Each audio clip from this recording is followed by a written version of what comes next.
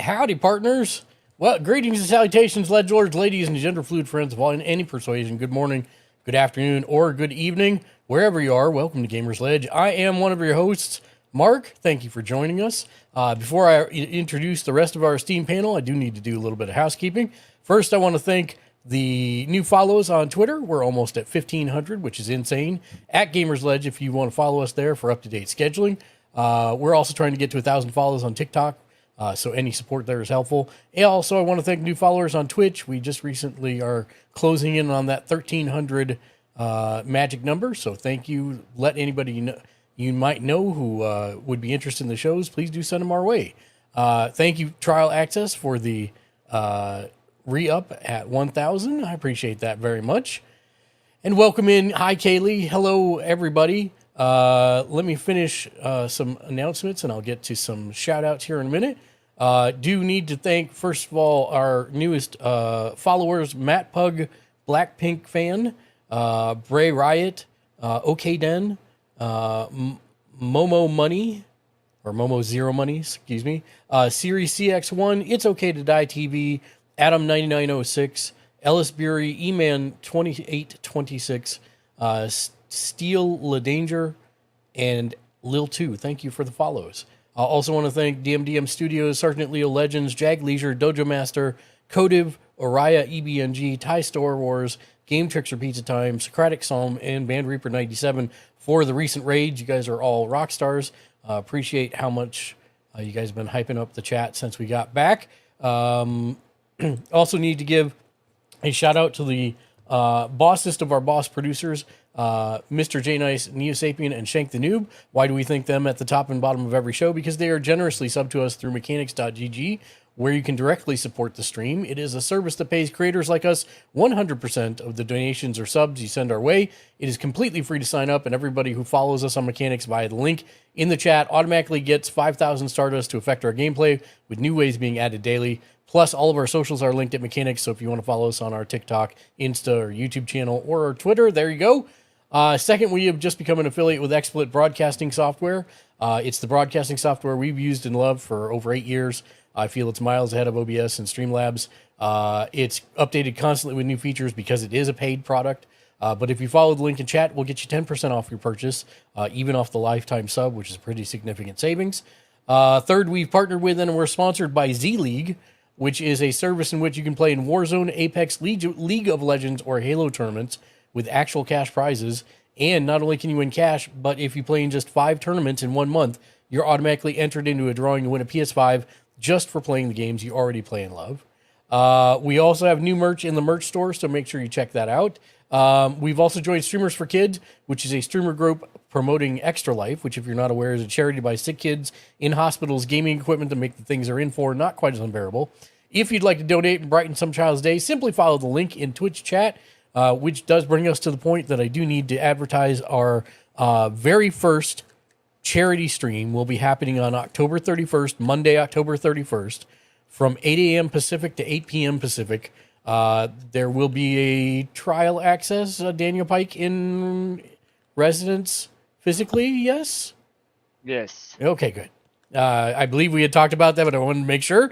So yes, we will be running some TTRPG stuff. We'll be playing a board game on stream for the first time ever via Tabletop Simulator.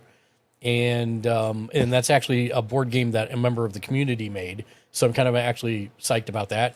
We'll be going through all of the different things that you guys made me buy with my credit card, and I will have to eat or drink or wear them, whatever it may be. We'll be doing that on the charity stream as well. There will be video games played. It should be a good time as we try and reach our goal of $1,000 donated to Extra Life for the year. So come join us.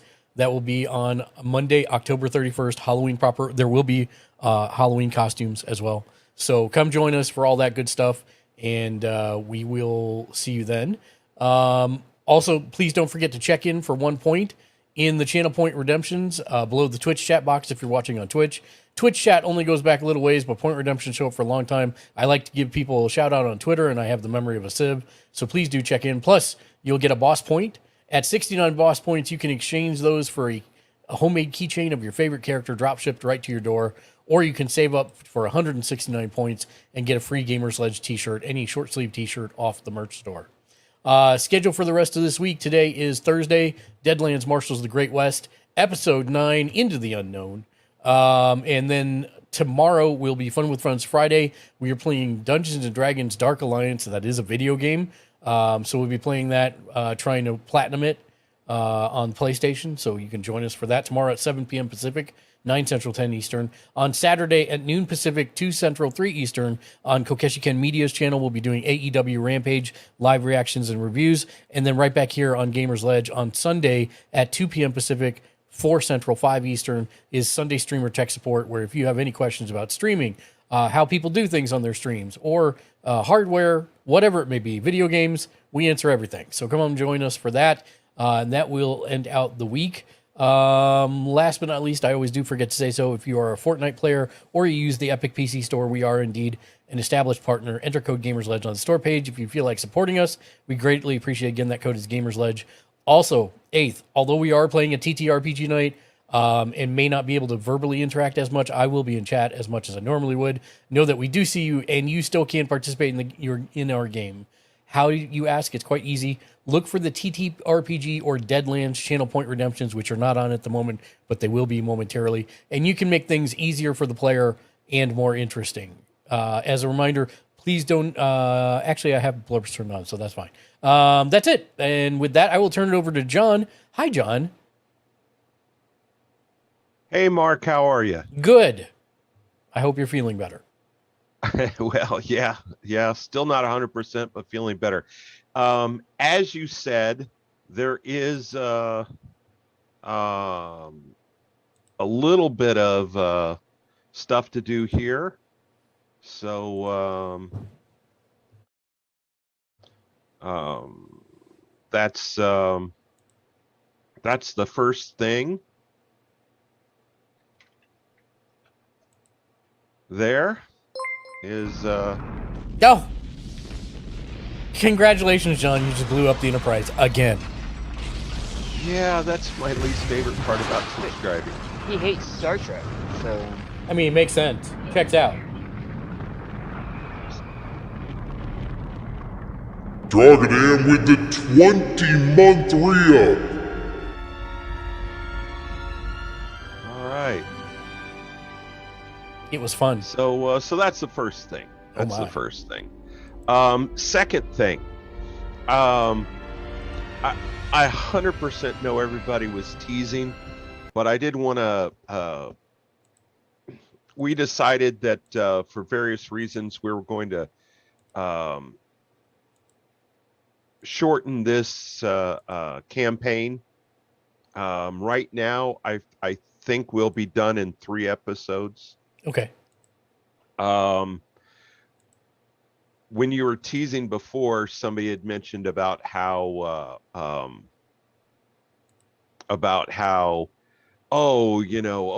railroaded or this or that. And the truth is, in order to shorten things, there's some wild hairs I really didn't have the ability to let you guys go do, or else, if it was an open-ended campaign, obviously I could have.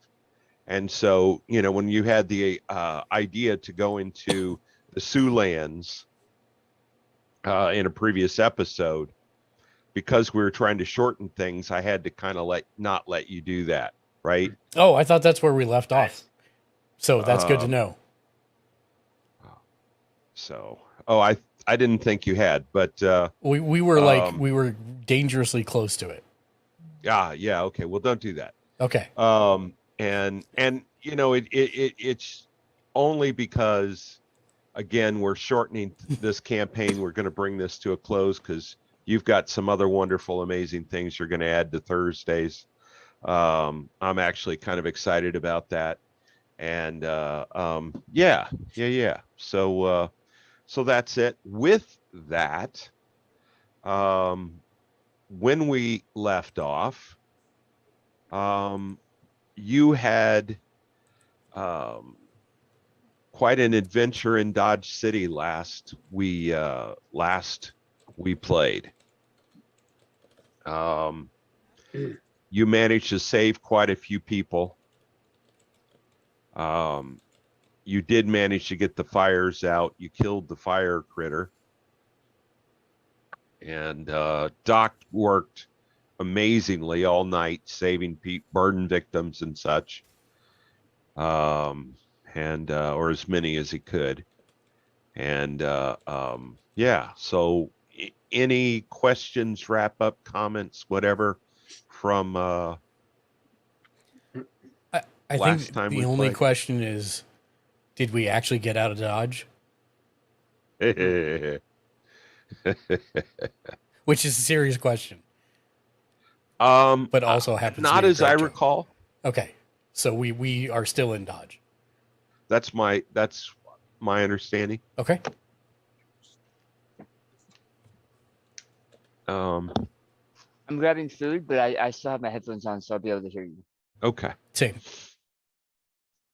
However, I'm ready for you to proceed on unless there's something you want to do there.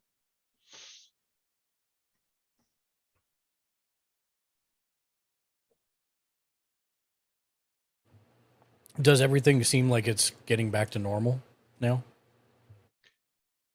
Yeah. Considering all the victims, Doc, and whatever, I'm going to assume you guys spent 3 days there. Matter of fact, we'll just do it this way is after you've been there 3 days after the event,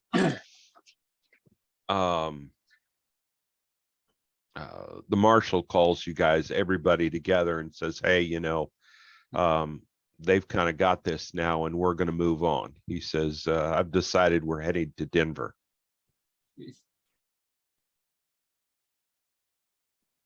So we'll leave first thing in the morning. And if you've got anything you want to do here tonight, go ahead and make sure you get it done. And out of character, I am going to remind everybody that we are now folk heroes here, and we will always have a place here in Dodge. So while we may have to get out of Dodge temporarily, we can always come back. Cool. I think the main thing I want to do, over the time, if I'm not helping Doc with limited medical knowledge, is probably see if I can help the blacksmith that was over there on First Street. Right. Yeah. Because his building was spared, luckily, but there were a lot of other buildings that were not, so I'm sure he's going to be pretty busy. Yes. Yeah, among some others. The biggest first community effort is the schoolhouse.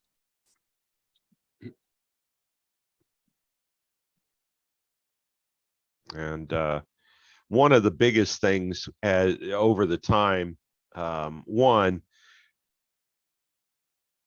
people come up to Doc all the time and, thank you, you saved my sister, my son, my father, et cetera, insert family member here. And even, my dad died, but I know you tried kind of comments too. And You're very welcome. the big one for everybody is that you saved our children. All the kids were saved and kept safe up at that church. And as you can imagine, that's the one that kind of rings true for the most people.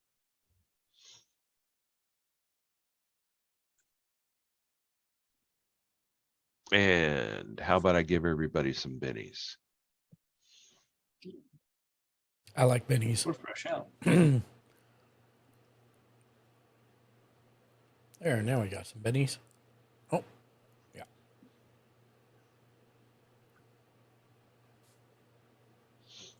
And of course, the more talkative everybody else is tonight, the happier I'll be. Don't be shy tonight.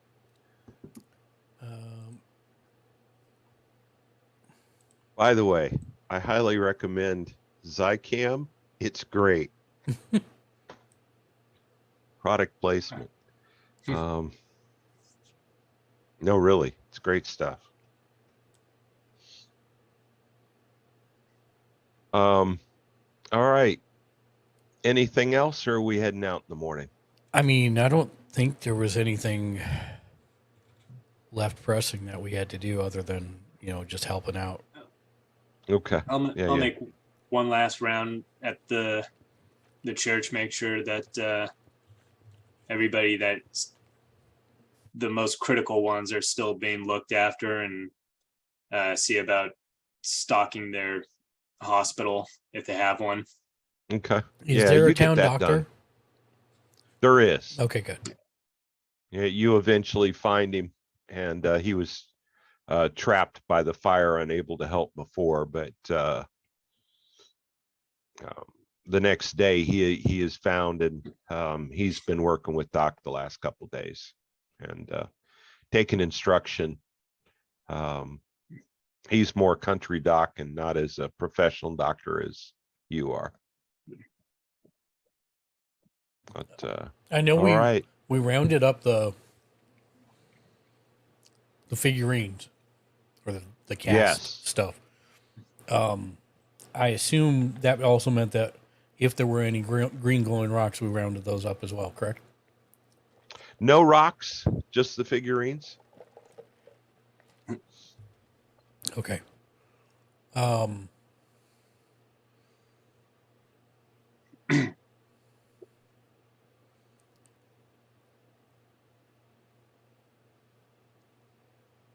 Yeah, I can't think of anything else then. Okay. What about you, October? Good to go? I am good to go. Once we make sure we've done all we can for the people injured, yeah.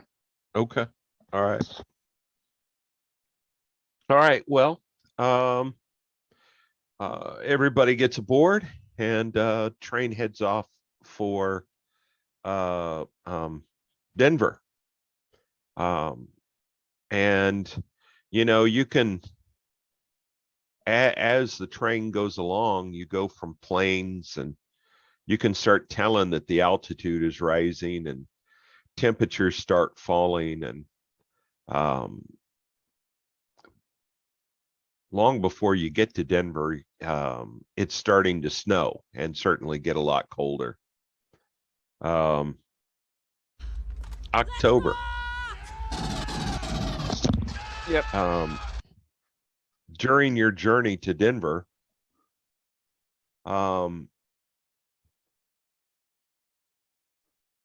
one evening,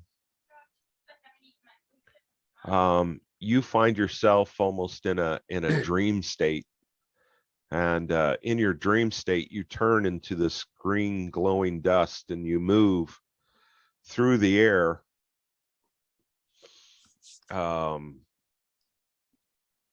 towards the Siouxlands, Okay. and the dust travels towards a large ceremonial teepee, and you have a brief glimpse on the inside, and you see a bunch of shamans in a oval circle around smoking a not a coal like fire, and on the left you see one of the shamans suddenly just rapidly age and just almost physically crumble and then fall over, obviously dead, and you're out of that.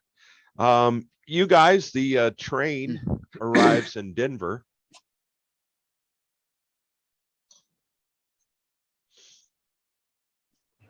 Did it feel like something I could help if I were there?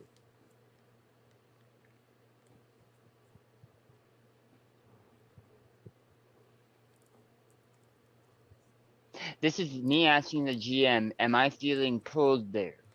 Well, and this is me out of character. That was why we had originally headed towards the Siouxlands, was because you were having these visions and had told us about them. Yeah. Which is why I'm asking again. Right. Yeah. Right. So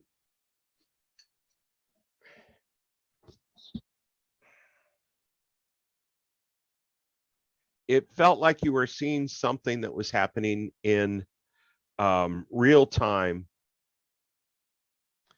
and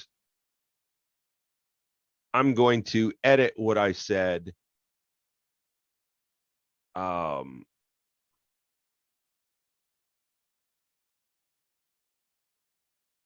At the head, one of the shamans, a large man with long black hair, and he's the one that gave you the recipe for the necklaces you made. You see him look up at you as you're hovering in green dust, and he says, "Hurry, brother, we must get it done. Hurry."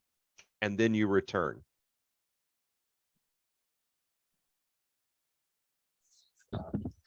Okay. I just sent you a message. Via smoke signal.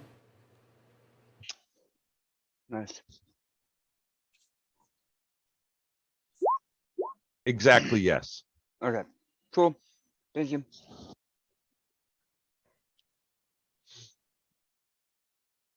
Can we see the railroad map really quick, please? The railroad map? Yeah, the map that has the whole United States. Oh, yes.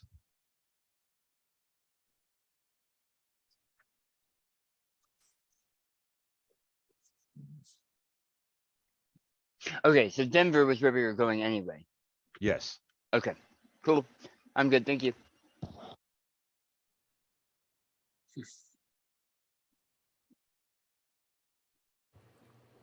Right. We were headed to Denver, and then we were going to go up that spur to Cheyenne, I think is what we had talked about last time. Which apparently we're not doing now, but just FYI.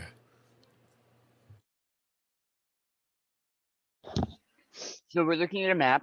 I'm taking that the map is, or a picture. I'm taking that this picture, like most of the pictures you've gotten, is about the same era. This is actually an actual real map. I know some people think that's silly, but I think it's cool. It's my own little twist on things. But this is actually a real map of Denver from 1881. Okay, so the buildings and style of buildings we would see are like the images we see around the edges of the map. Yeah, this is 1 year later than it is in game. And Awesome. so absolutely.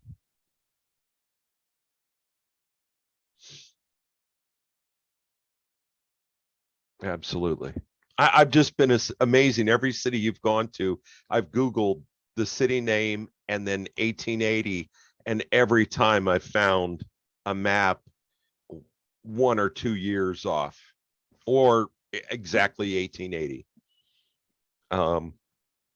Which I did it one time. I found a map and I kind of thought, oh, that's cool. And so I've just kept it up from then. So you can see, if you look at the map, about middle way on the left, you can see is where the tracks come in, and you can see a little train there. And then you can see where that heads to the train station. Yeah, that's right. I should click. And so the train station's right here.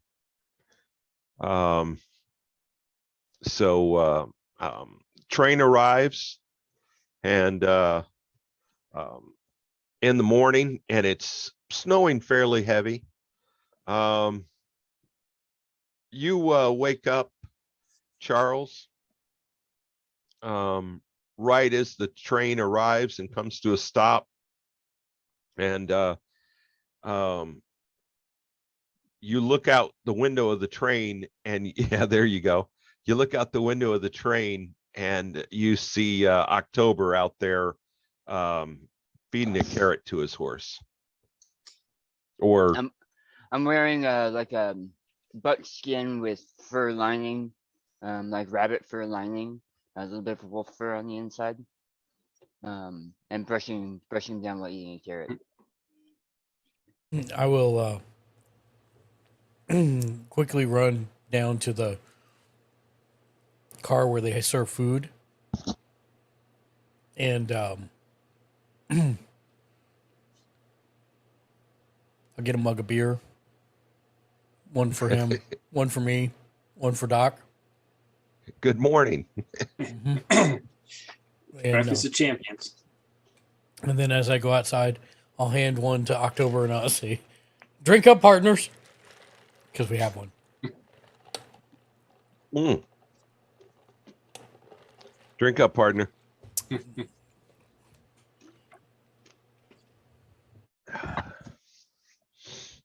know.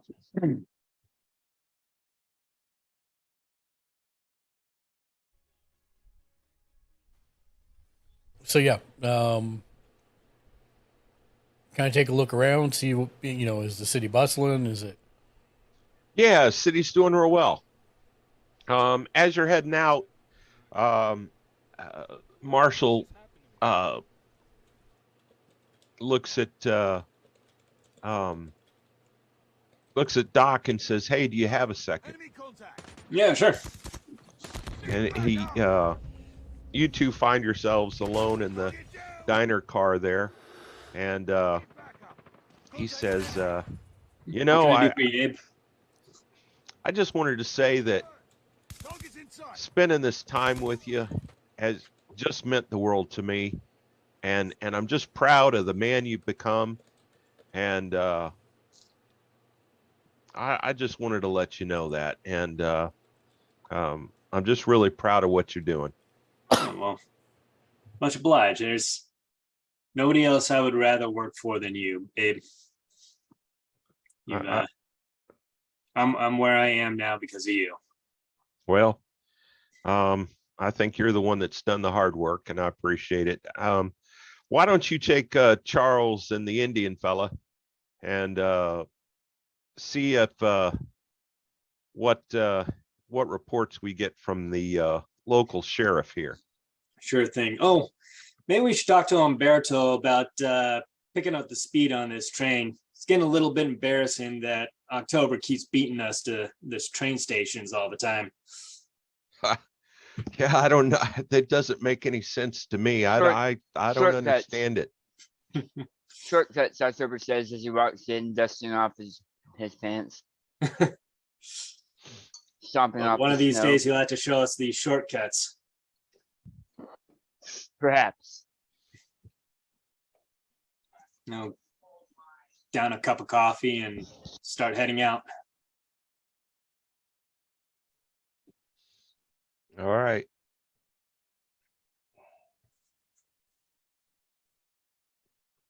So what are you up to, Charles? I mean, I was talking to October, and then he just left me and boarded the train. So I guess I'm just standing out there scratching my head.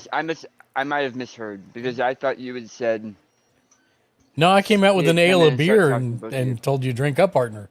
And then we were Yeah, and then he drank a little bit and walked right past you inside. right.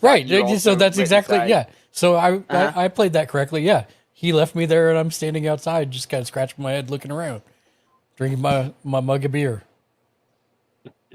Standing next to his horse. Yep. And I joined them. Ah, nice.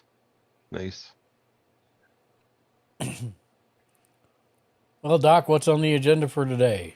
Or did the sheriff say? Oh, I think we're checking in with the Marshals office. Other than that, I don't think there's much else going on. Oh, there's an actual Marshals office here? Well, I guess with the size of this Sheriff. Sheriff. Oh. City as big as this better be. Yeah. I don't know. This is as far west as I've ever been. Is it? I was actually going to ask that earlier. Is this as far west as I've ever been? No. I didn't know it snowed out here. You can't remember, Mark? No, I knew Or that. Charles? I know that. I was saying of my of whatever I do recollect in my life. Just I don't have no memories of being out this far west. You don't. Okay. Yeah. You don't have. You can't say whether you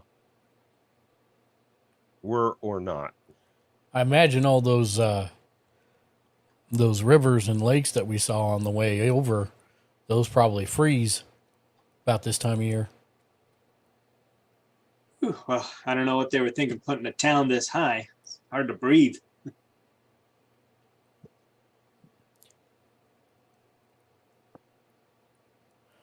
Can I make a Can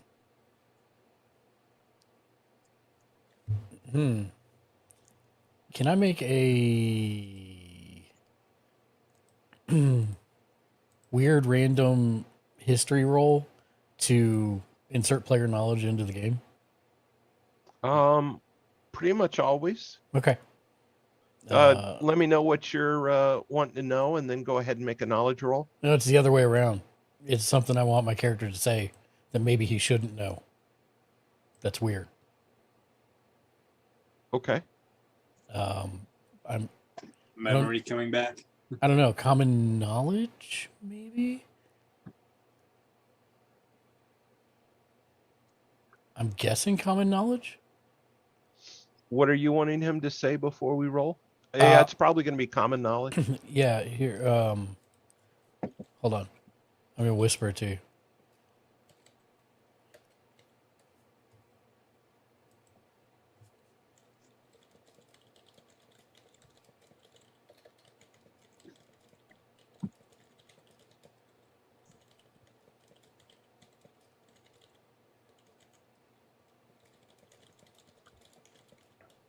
You know, I really should spend more Rockstar points. I have 64,000.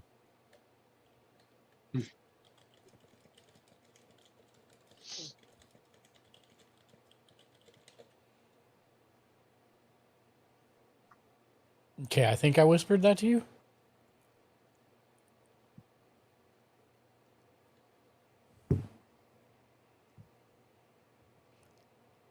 What's up, Meep? Hello. Meep meep.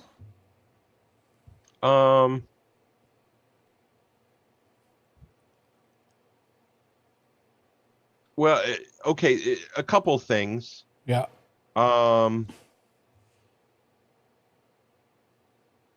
Because just The FYI, first that thing is that is a real thing. what kind of leaf? Stand by.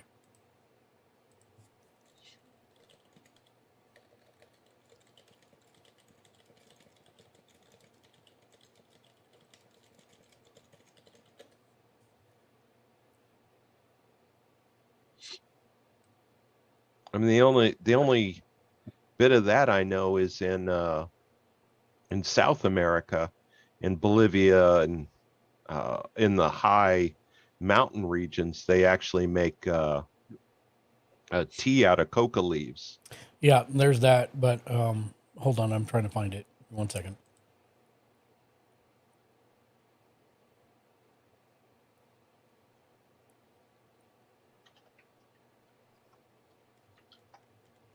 Oh, never mind. I don't want to stick too much on it. I don't remember the name of the plant, but it grows locally there.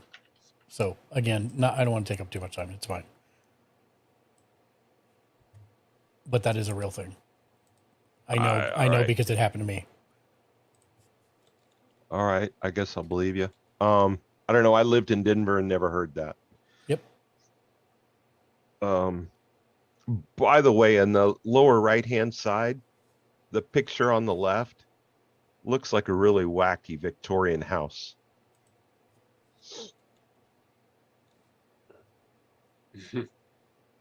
Yeah.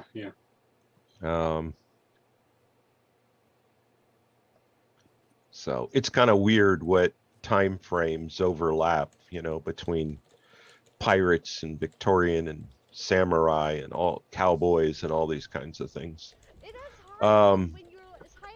All right. Are you guys headed to the sheriff's office? Yep. Yeah. All right. So, still don't understand. I just don't understand. Do you have any word? Hello, good morning, how are you?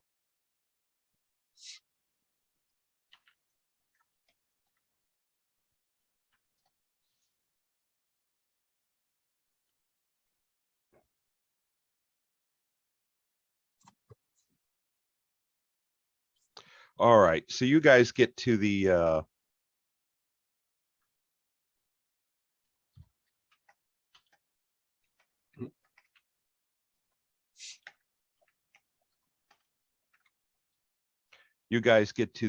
Denver Sheriff's Office, and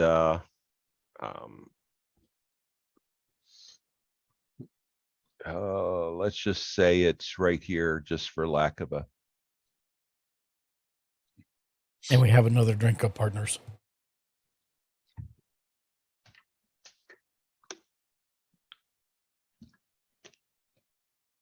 Cheers. Cheers. There you go. Thank you, whoever did that. Thank you, Nanako. Was that you, Trial Access? Drawn on the screen? Yeah. Thank you. Mhm. I was actually in the. You're faster at that than I am. Yeah, and you're doing other things. You're good. Yeah, that's awesome. I appreciate it. All right, so you guys go into the sheriff's office, and you see actually there's a hallway in, and it actually looks almost a little bit kind of modern. Ahead of you is a little bit raised up is what is a desk sergeant, and he sees you guys walk in, and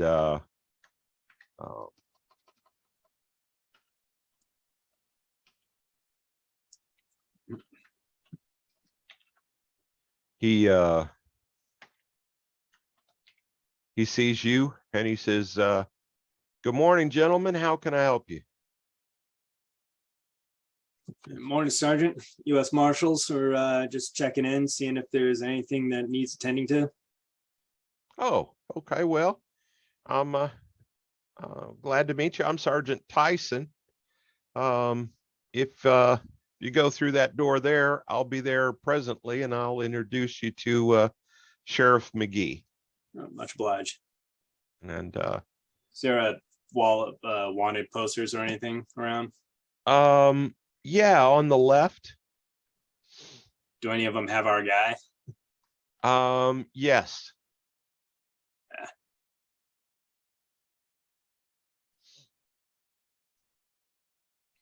You go ahead and walk around.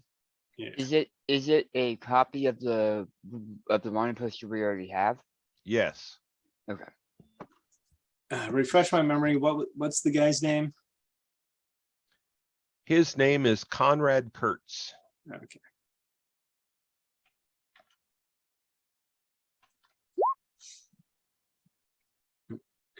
Got it.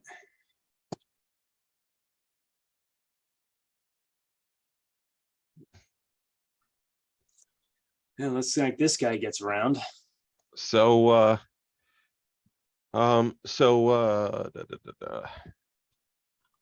Sergeant Tyson meets you over there, and at the back wall there is a large wood desk, and there's a kind of linebacker, big guy, shaved head, and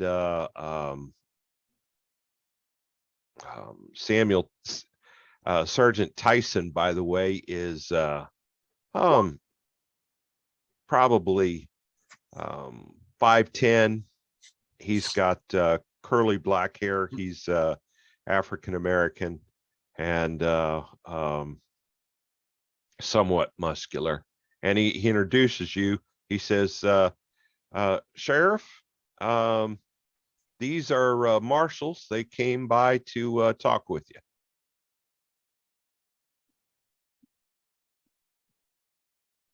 Morning, Sheriff.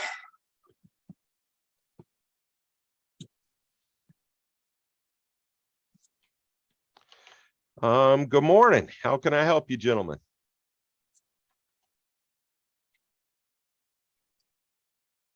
Oh, well, like we say, we're U.S. Marshals. We're in town just making the rounds, seeing if there is anything that needs helping with. And we're also trying to track down this gentleman, and I hand him the wanted poster. I mean, already saw you got him up on your wall as well. We've taken a particular interest in this one. I see. And 3 marshals after 1 man, and I see the price, so I don't know what this fella's wanted for, but yeah, we got the poster, and we've been on the lookout, and we've heard rumors. We've actually heard rumors he's been through town, but none of us have actually laid eyes on him. Did you hear what part of town he was in? We heard he was just through on the railway. We hadn't. I'm not sure he actually was into the actual town.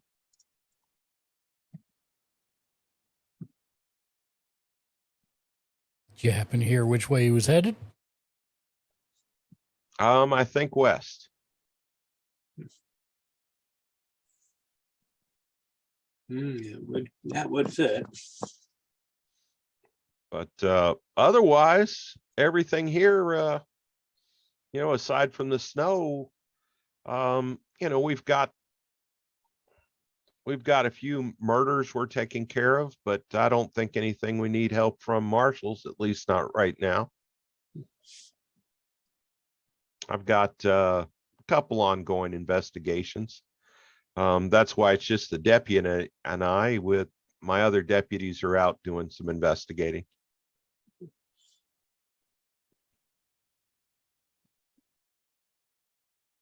Will you gentlemen be staying in town today? Oh, it looks that way. This bug is mean. There, anything else going on? Anything unexplainable? I said we've got a couple murders, but I think we've got it, at least for now. Okay. If you happen to see this man in town, make sure your officers know not to confront him. The last township we were in suffered a cataclysm. He set fire to the majority of the buildings in the town. Well, that's more the reason to confront him. We need to lock this man up. Unless you have capabilities beyond normal sheriffs, I believe that is why we have been pulled onto this case. I see. All right. Well, from what I hear, 1 riot, 1 marshal. So this man must be worth 3 riots. Heck of a deal. Let's He's hope caused not. many. Come to my bed. Don't go to your bed. Don't go to your bed. Don't go to your bed. He causes a lot of damage everywhere he goes, so. Well, I wish you sheriffs the best of luck. Thank you. Do you mind us talking to whoever told you that they saw him in town heading through? Yeah, absolutely. That is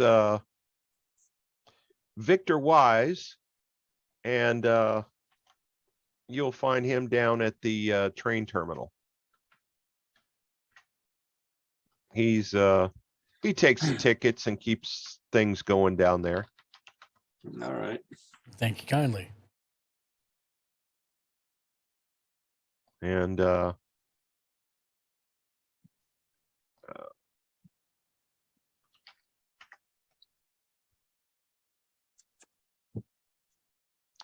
might I recommend, by the way, just for you gentlemen, brand new this year, the Windsor Hotel was just built, and we're rather proud of her.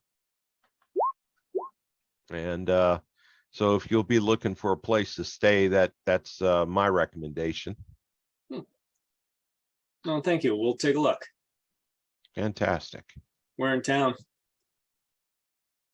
Where in town?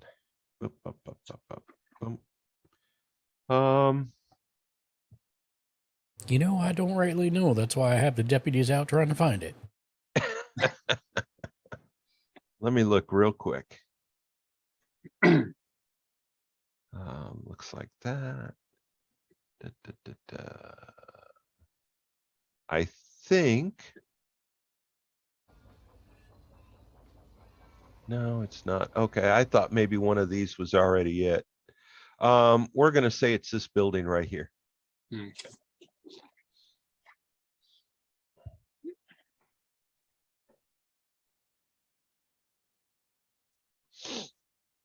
Oh, thank you kindly, Sheriff. We'll be off. All right. Best of luck to you. Thank you.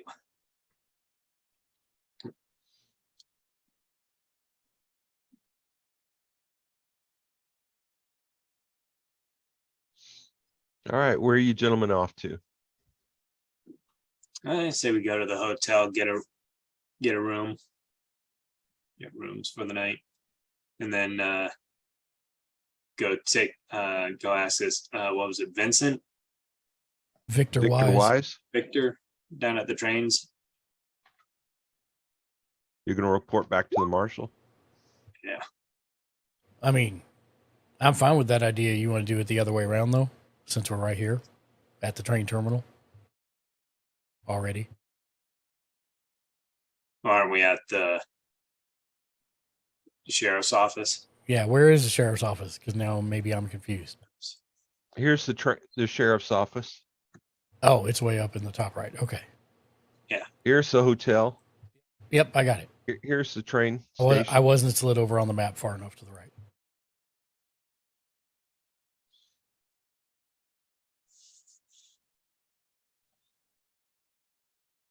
Well, then that sounds like a good plan.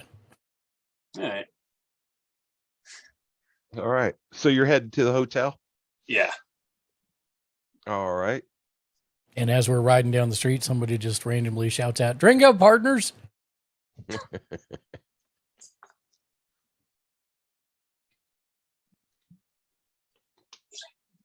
Cheers. Until I go downstairs and get some more, that's my last drink up, partner, because I'm out.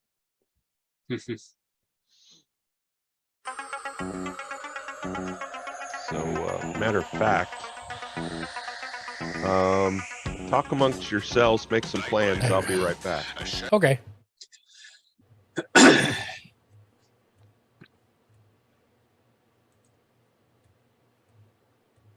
So do you think this Victor Wise will know anymore?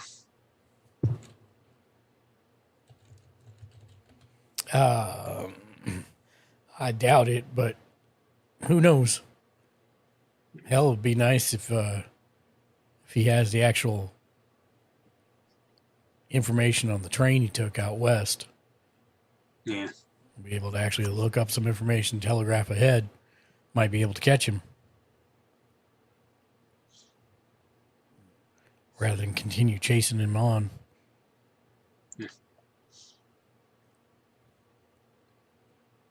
Of course, then again, I'm not sure there'd be anybody equipped to catch him. I don't know. Not from what I saw in Dodge City. Yeah. That might be a call that the marshal has to make. Yeah. Ken, I see you with your give Doug a Benny. I will have John give Doug a Benny when he gets back. Thank you. Also, you know what? I'm going to give Doug an adventure card. Give Doug an adventure card.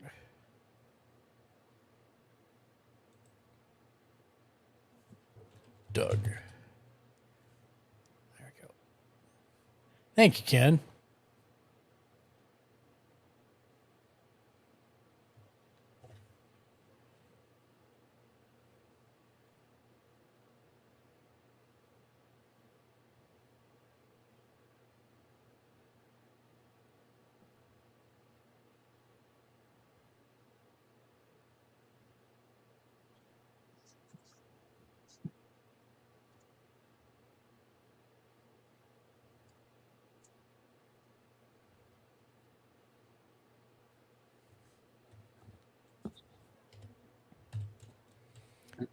I mean, I'm not sure what else.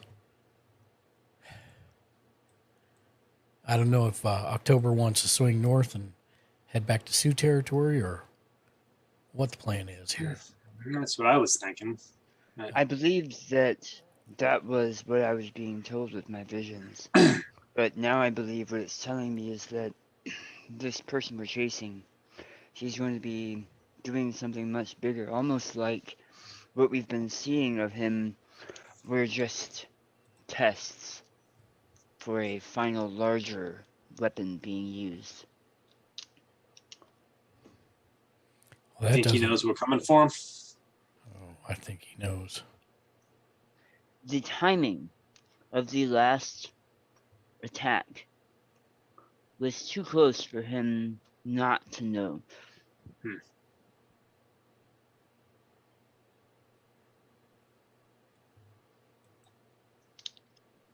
That and the attack on the train a couple days ago. Yeah. I still don't know if that was planned or just a accidental byproduct of what he did to the folks in the town. Hard to tell if the town folks were trying to ask for help in whatever way they twisted way they saw it.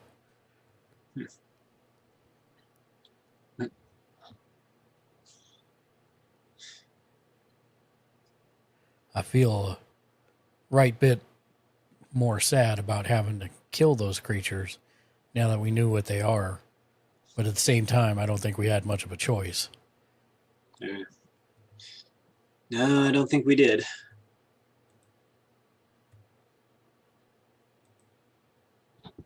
As with many of the threats we've been finding ourselves facing, I'm not entirely sure we have a choice in much of what we do.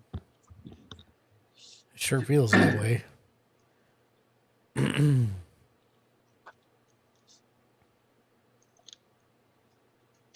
I am back, gentlemen, with 3 bottles of water and a bottle of soda.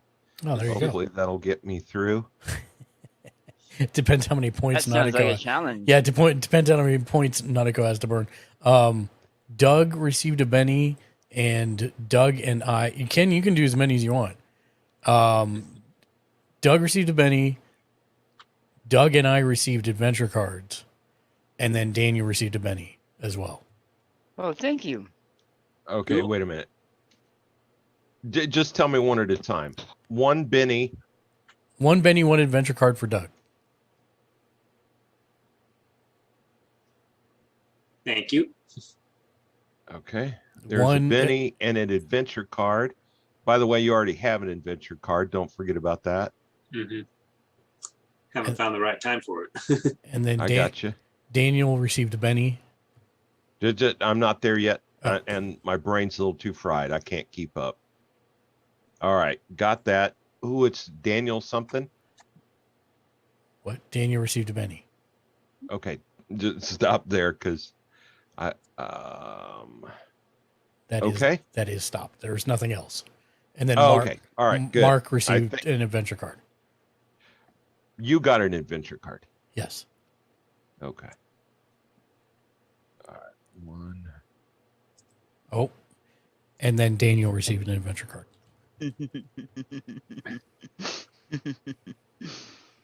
Thank you. There we go.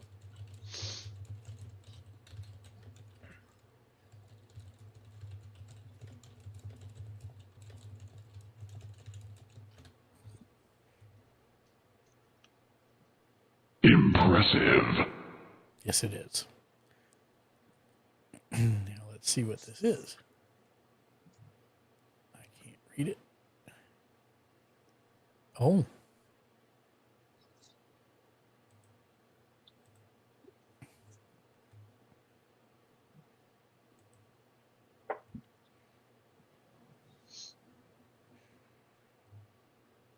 Thank you, chat, for that mad dash of spending. All right. So you guys are heading to the hotel first. Did I understand that right? Yeah. That's right. Okay. Eventually All right. Well, you find guys get out- to the hotel, and you can tell it looks brand spanking new, Yeah, I'll shiny, be and putting such. more rewards, so it's like Mark Shiny said, Captain. where, This place is nice. I can't see now on stream. But yeah, you can Yeah. mess with me.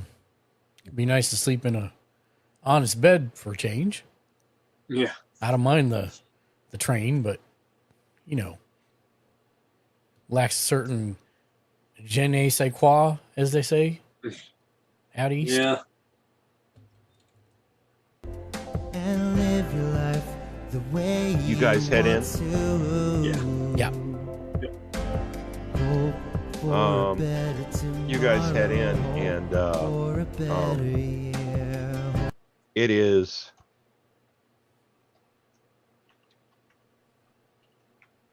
It is just amazing, and Well,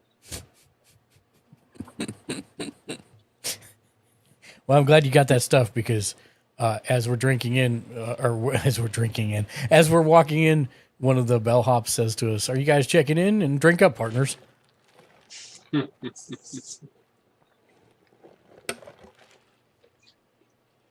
you can. Cheers. The outside of the hotel is sandstone,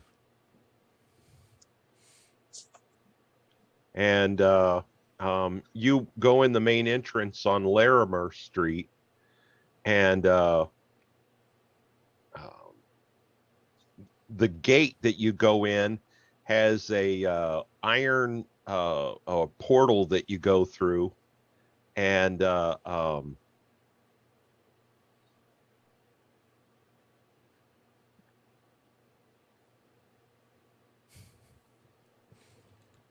yeah, that's yeah, there you go. So the walls or the ceiling as you walk in are highly decorated. You can see, you look up, this is the first thing you do because it's so huge inside. You look up, and it's got 10 on the ceiling with a circular pattern in it. Very decorative. The floor is marble, and right in the entryway there is a huge chandelier. And ahead of you is a large wood reception desk.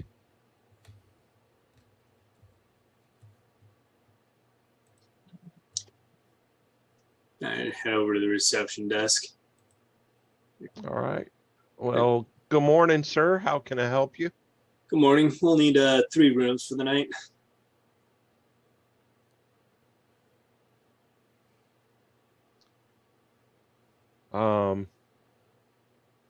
You see she's actually got a name tag, and it says Loretta Becker, and this is a African American woman. She's probably about 5'3" and really slender.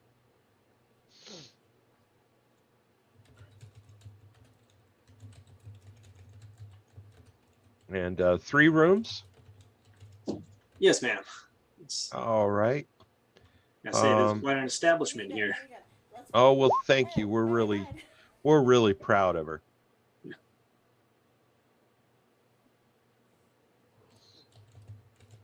And do you gentlemen want to be together? On the same floor, yes. Okay. All right. She looks in her book, and she goes, okay, I have all the rooms on the 3rd floor available. I'll go ahead and I'll go ahead and assign you those. And Thank you very much. so she gives you rooms 310, 312, and 314.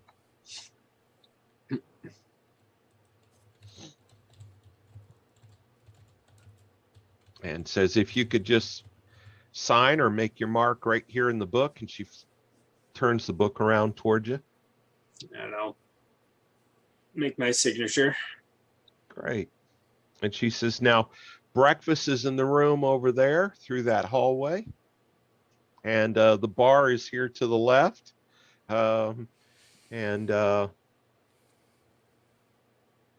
If you're wanting any refreshments this evening. Oh, thank you, Loretta. I will, as we start to walk away, I'll actually pause for a moment and I'll turn back and I'll say, by chance, have you happened seen this man? And again, I'm folding it in the way that it doesn't show the reward or the wanted, just shows the picture of Kurtz Conrad. She squints and looks at it. I don't know. Doesn't look familiar to me. Fair enough. I appreciate your time. I'll fold it up and put it away.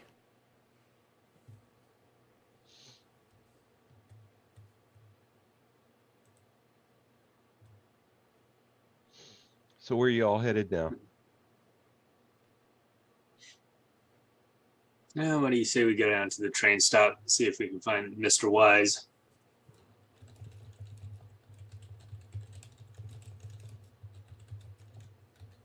Okay.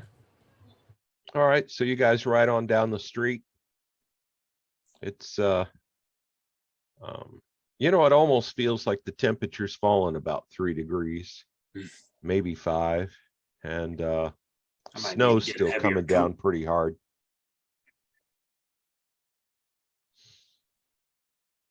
At a few minutes, you guys get to the train station.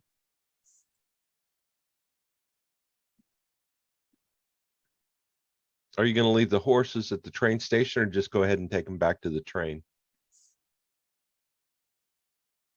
How long of a ride? Back to the train. Yeah, probably take him back to the train. Okay. All right, So and then I'll go do into that. the train station? Yeah. Okay. All right. Well, you go in and you see there's a little bit of a, there's, maybe 15, 20 people in there with sitting on wood benches waiting for their train and such. There's a ticket area. You see a white woman behind there, and kind of looks a little bit like Doris Day behind there. And you see a gentleman, very sharply dressed gentleman, who's you see him kind of talking to everybody that he seems like he's in charge of things. He's going from employee to employee, kind of just politely just checking and tweaking and doing whatever. He is a tall, thin gentleman with very closely cut brown hair and a why can't I think of it? Kind of a whatchamacallit mustache. Handlebar. Like, Van Dyke. Handlebar mustache. Thank you. And he's got goatee or no goatee? Little soul patch, and he's got some glasses on, and really, like I said, really sharp dressed and really slender. Probably 5'9". Do you have a name tag on him? Nope.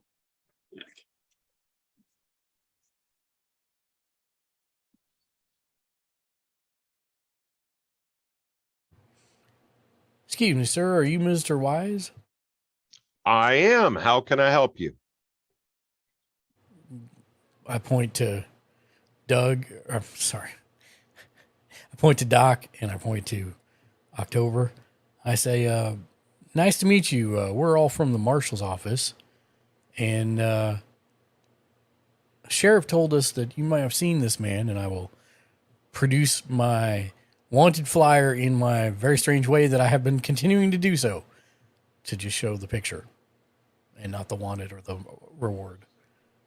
I certainly have, sir. I was here when he bought his ticket on the Wasatch Rail. And how long ago was that? That was well, that was 3, 4, 5 days ago, something like that. It's been a blur. Is there any way we could check the records to find out exactly?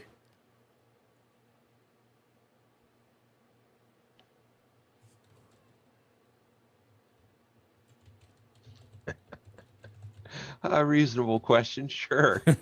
Sure. Thanks for Give you asking. a definite date.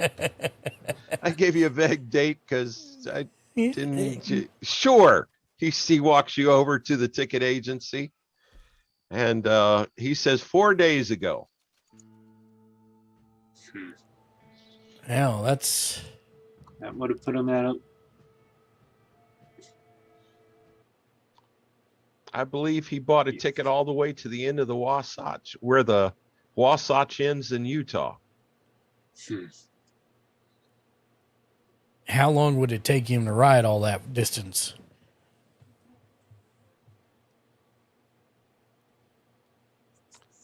How long would it take to do that? Now I have to do math. Again, you and your reasonable, logical questions. It is.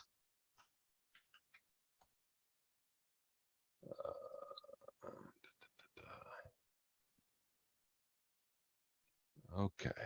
Let's say 60 miles an hour.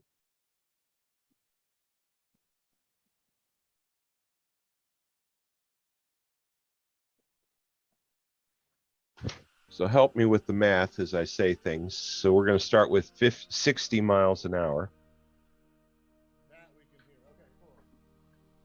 So if you can remember 60 miles an hour for me. 60 miles an hour. So right there. And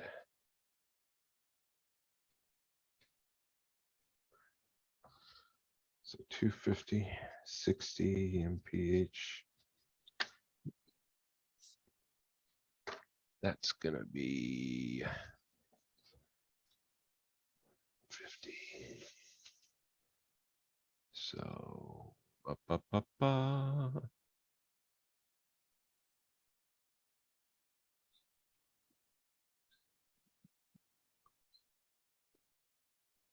that'd take him, my guess, they're going to have to stop and such for,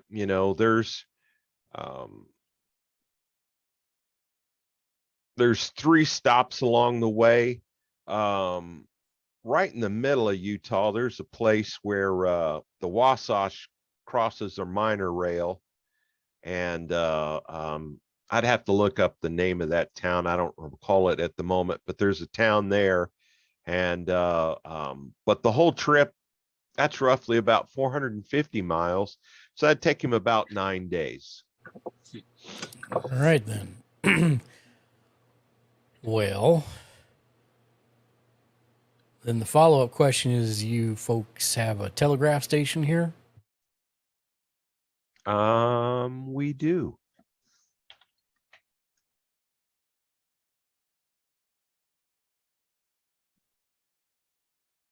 And what would what would your best guess be as to what the next station is they would be hitting if they're 4 days gone, but still have 5 days out? 5 days out.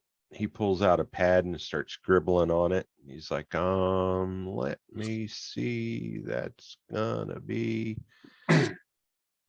5 days. Carry the 7. Where is it? 300 miles. That's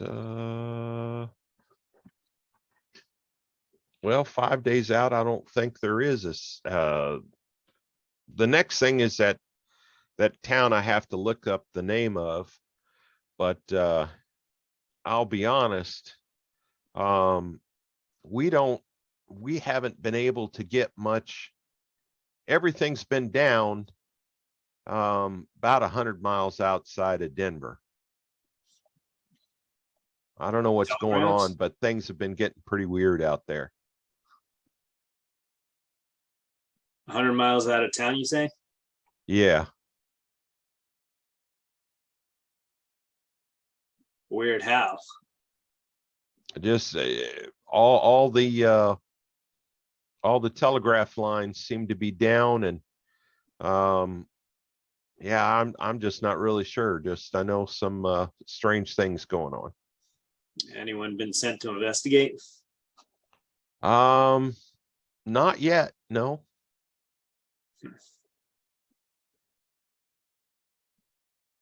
And then one of the other people at the station says, "Oh yeah, I remember one of the weird things that happened. Drink up, partners, twice."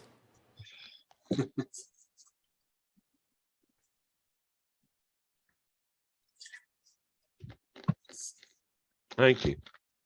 I actually appreciated it. Only way I'm going to be able to keep talking is with the drink up partners.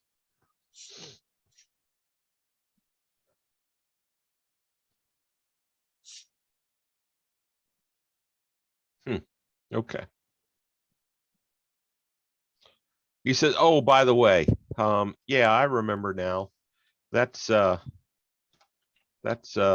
Mount Pleasant, Utah. That's where those two rails cross." Mount Pleasant, Utah. Thank you. So we'd be looking at 2 days to get out there if we go west, just to find out whatever the source of the problem is with the telegraphs. And then we'd still, if the telegraphs are down, they'd have to be repaired. And then we still don't know by then if we'd be able to get the message to Mount Pleasant before Kurtz gets there.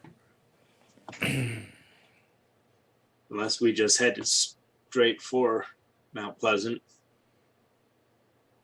Well, I'm not real sure about how trains work, but I'm pretty sure we're going to have to stop for water at some point. All right. Hey, by the way, look at this map here. So let me help you folks out here. Yeah, Victor points to a map on the wall, and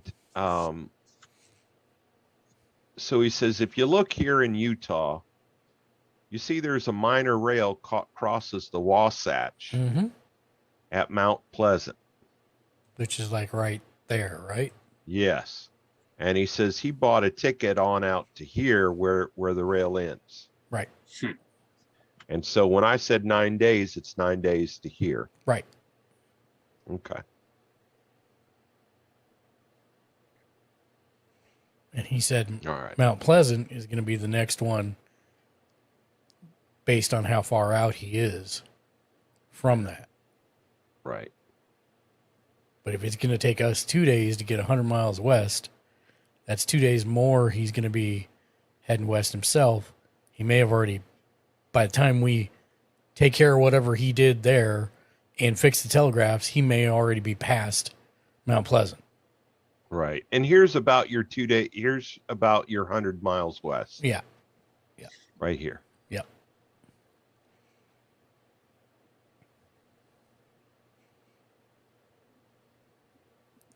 Now, wait a minute. I turned October at this point.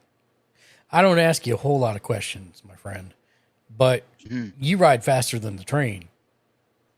How much faster can you actually go? By myself, right? Is that what you're asking? I don't know. The ways I take cannot be taken by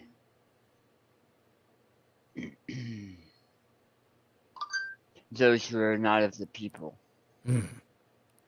So you're saying the trains and me and Doc can't follow, even if we're on horse? Yes.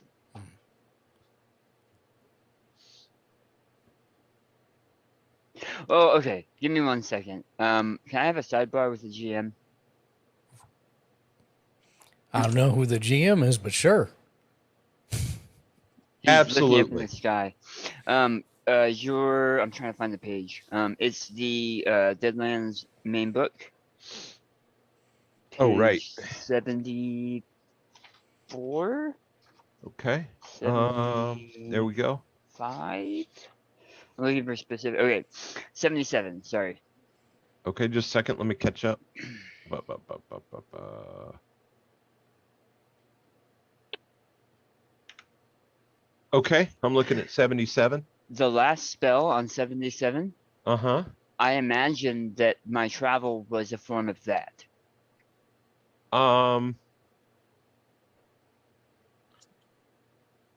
Here's my answer. Boom. Doc, Charles, have a conversation. This would have been a lot easier if we were on Discord, by the way. I did this the other day. I know. Sorry. Just hop into the other. Yeah, just hop into Yeah. the other channel. I know. And And Daniel? that's how I'll be running Shadowrun too. Yeah. Answer your phone. Oh, I'm going on mute. And yeah, mute your mic. Well, it looks like October checked out on us. I suppose. Yeah. I mean, I've seen you ride a Mead side saddle before. So, worst case scenario is if he can take us with him on his horse, and we can get out there and fix the telegraph faster than if we did it by train. Send word to the town, warn them, let them know what's coming.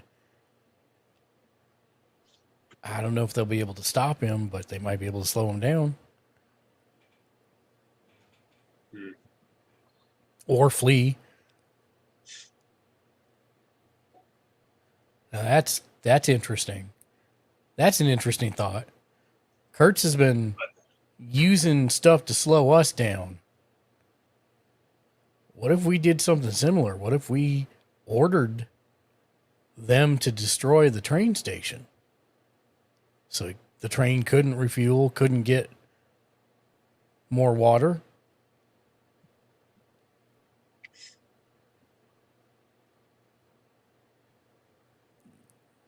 Huh.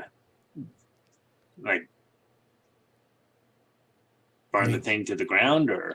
Well, no, but I don't think we want to cause permanent damage, but damage is enough. You know, if there's no water in the water thing, what are they going to do? Yeah. I'd ask Victor, but he's talking to somebody currently. Yeah. When he gets back, I'm sure. Yeah. Because There's got to be a number of ways to disable a train station. oh, I'll be right back. Sorry.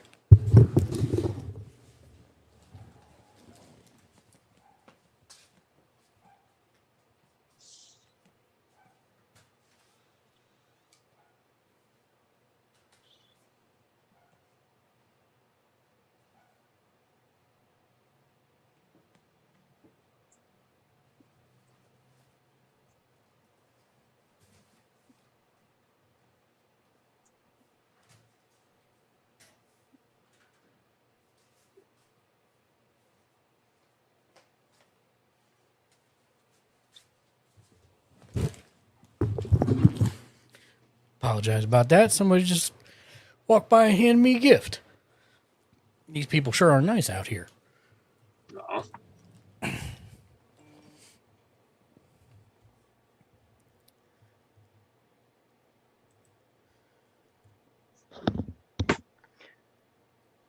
I don't think we could try, but I'm not. I don't know. I was just telling Doc, I've seen him ride a mean side saddle before, if that makes a difference. Might be a fair bit undignified, but I am not sure if I would be able to travel faster than the train going through the mountains that are ahead of us in the distance. but I'm not sure. Because here's my thought, and I turned to Victor at this point, and I say to Victor, I don't know exactly how trains work, but I assume they have to get more water, correct? Oh, absolutely. And so Kurtz has been slowing us down at every opportunity. What if we use Mount Pleasant as an opportunity to slow him down? If we can either get out faster and repair the telegraph to warn Mount Pleasant about what's coming, and order them as marshals to drain all the water out of the water collection, make it so they can't refuel, can't do what they need to do, move on, but not necessarily permanently damage the.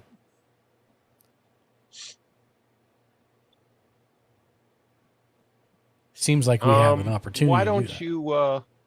Why don't you make a knowledge roll? All three of you can. Well, sure. October can make the knowledge roll too, but you need 2 raises to have a success.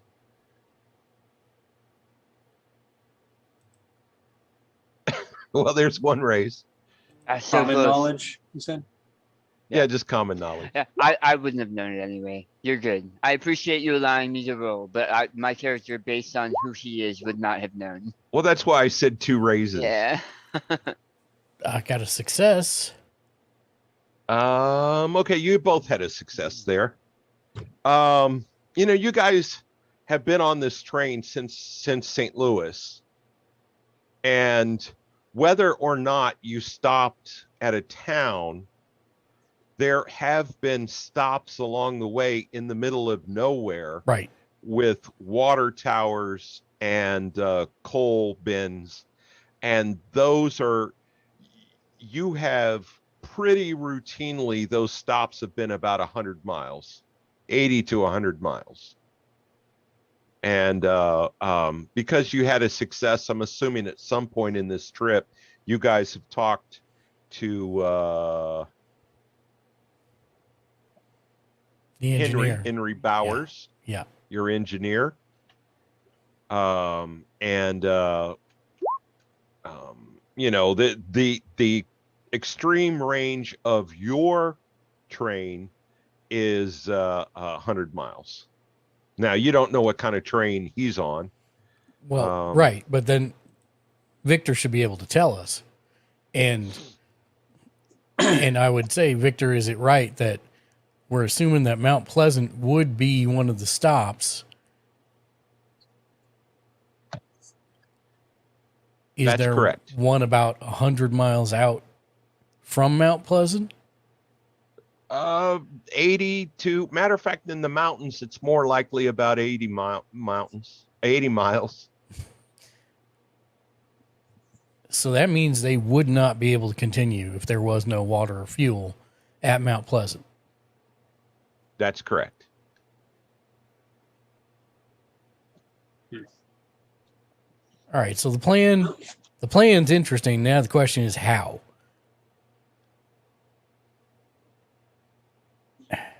We'd have to leave now to get to the next stop and see about repairing the telegraph wires. And there's no way for you to ride faster than the train. Not that I know of.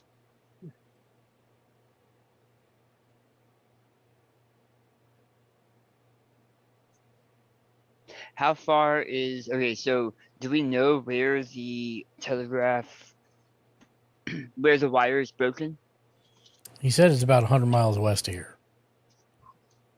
How do they know that? Yeah, is there a town out there, and that's how you know that there's a problem, Victor?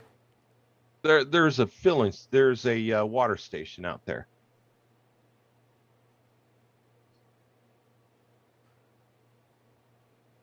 And so you've lost, but there's somebody manning a telegraph station there? Yep. And they've stopped responding. Oh, we can hear him. He just can't hear past that point. Oh, so he is responding. Yes. Okay, so it's anything west of him is not responding. Correct. And what would the next telegraph station be west of him? Another water station. So that would put it roughly 300 miles out, or 280 miles out. No, 180 miles out. Roughly that, yeah. Yeah.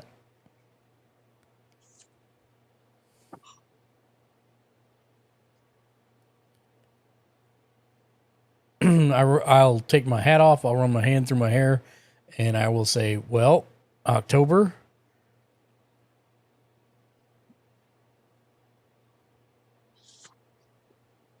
Are you wanting to head northeast, or are you wanting to head west and catch him?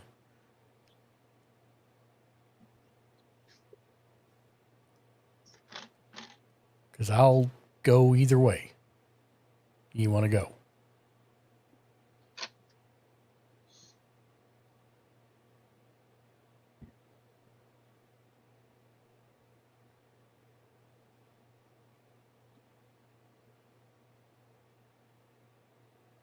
And I'm suddenly not sure he heard me. Sorry, you're talking to me? Yes, I was. I was doing math Oh, okay. to see if there was some way I could help you. Well, my question to you is, do you want to go northeast into the territories, or you want to head west and try and catch him? No, so originally, like I was saying earlier, I thought originally that the visions were telling me I had to go back to the territories, but I believe now that those visions were trying to tell me that this man, whatever he is doing, is a much larger threat to a much larger group. And we have to put a stop to him. And there is a, and time is running short. Time is running out. I believe that you and Doc have a much larger part to play, and we need to get you to that point as soon as possible. All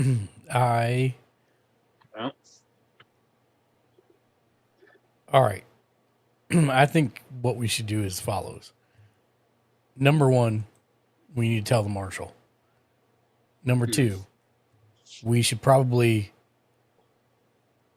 get Henry and notes. Notes don't fail me now.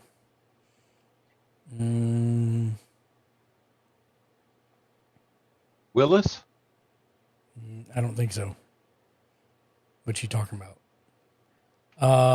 No, I think I'm going back through the notes here. Hold on. Nope, not that. Come on.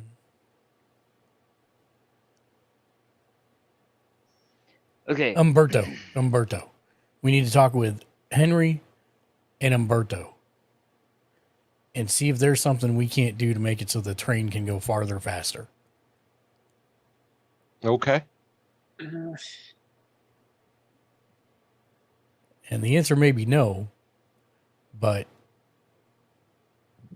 we're going to need to go if we're going to need to try and fix the telegraphs and then set up a problem for them at Mount Pleasant.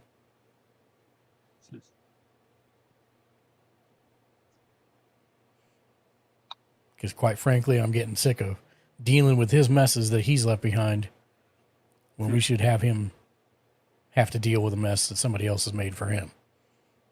Agreed. Okay. Too bad we won't get to stay in the Windsor Hotel. Well, you know, decent beds are overrated. Well, let's head back to the train. Back we go. Thank you, All right. Victor. Well, anything for help out, Marshall. Thank you. So you guys arrive. You give the horses to Graciela. Yep. And then we we grab Umberto and Henry. Well, I'll talk to Umberto and Henry, and want you two talk to Abe. All right. Then we can. You don't want to get everybody together one room. Well, I guess we could do that too. Either way,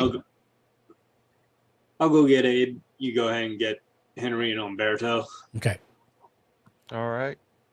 Well, Umberto's right there by the horses, so we'll stop there first, and then I'll go all the way up to the front and get Henry. Okay.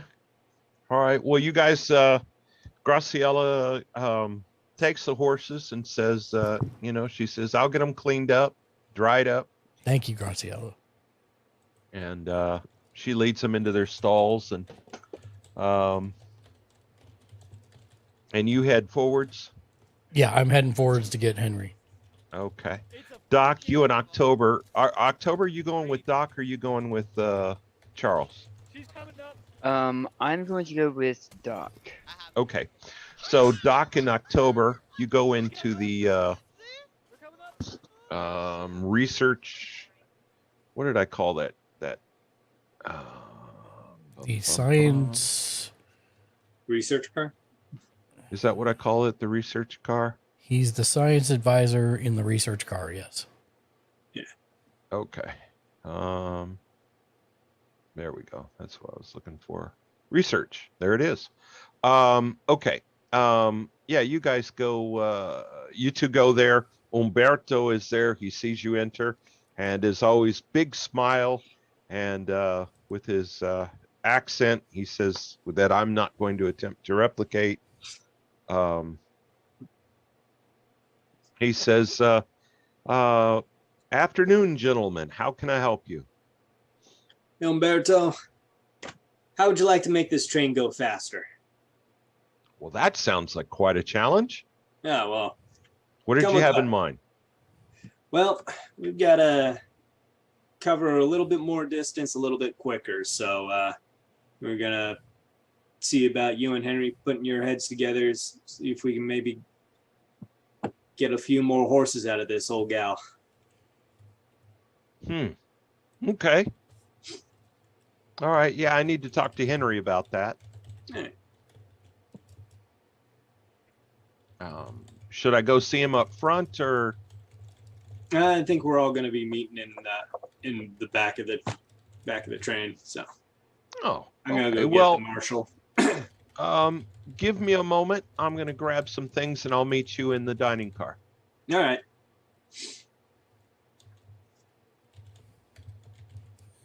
All right. So you head up towards the front, and when you get there, you see Henry and Willis. Oh, by the way, you did so good on that accent that I got a Benny from chat.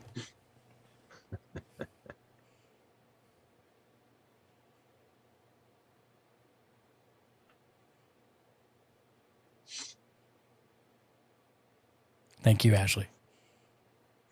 There you go.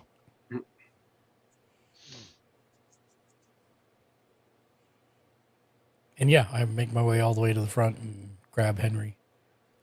Just Henry? Yeah, because he's all the way at the front, right? Henry and Willis are both at the front. Oh. They work together. Mm.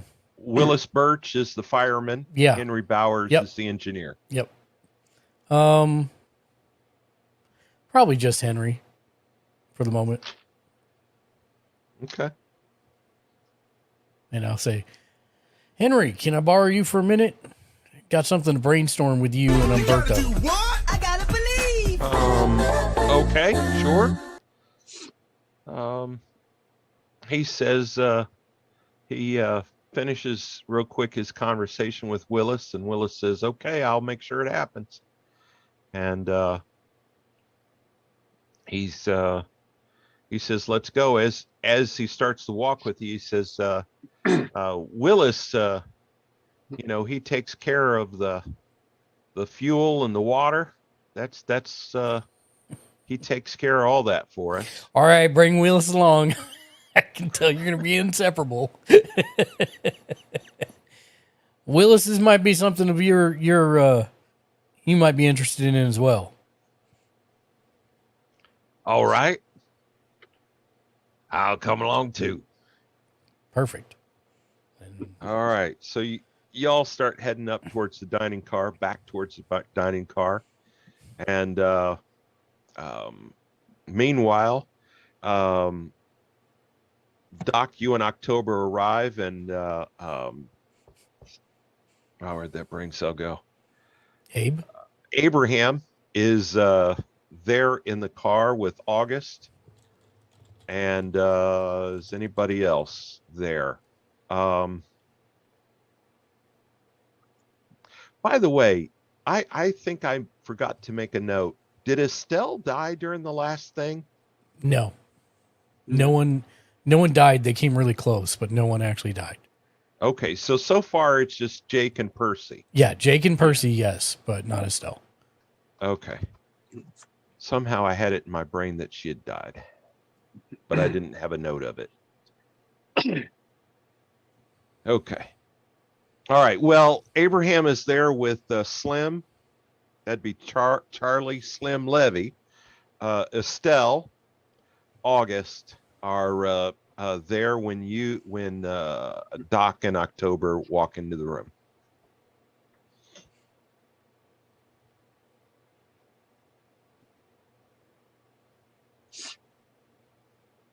Hey, everyone. Abraham looks over at you and says, well, good. What information do you have from the sheriff? Well, looks like we know where Kurtz is headed. Outstanding. But there's about 100 miles out. The next station has a busted telegram line. So we have a plan how to maybe stop Kurtz before he gets to the end of the line, but we're gonna have to fix this station first. And to do that, we need to kick this train up a notch, get it going a little bit faster than normal. Okay. And all right. Did the three of us walk in yet or no? Not quite yet. Okay.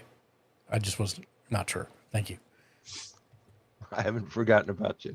No, I didn't think you did. I just wasn't sure.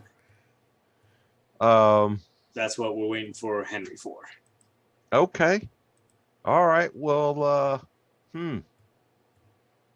okay. And Slim says, drink up, partners.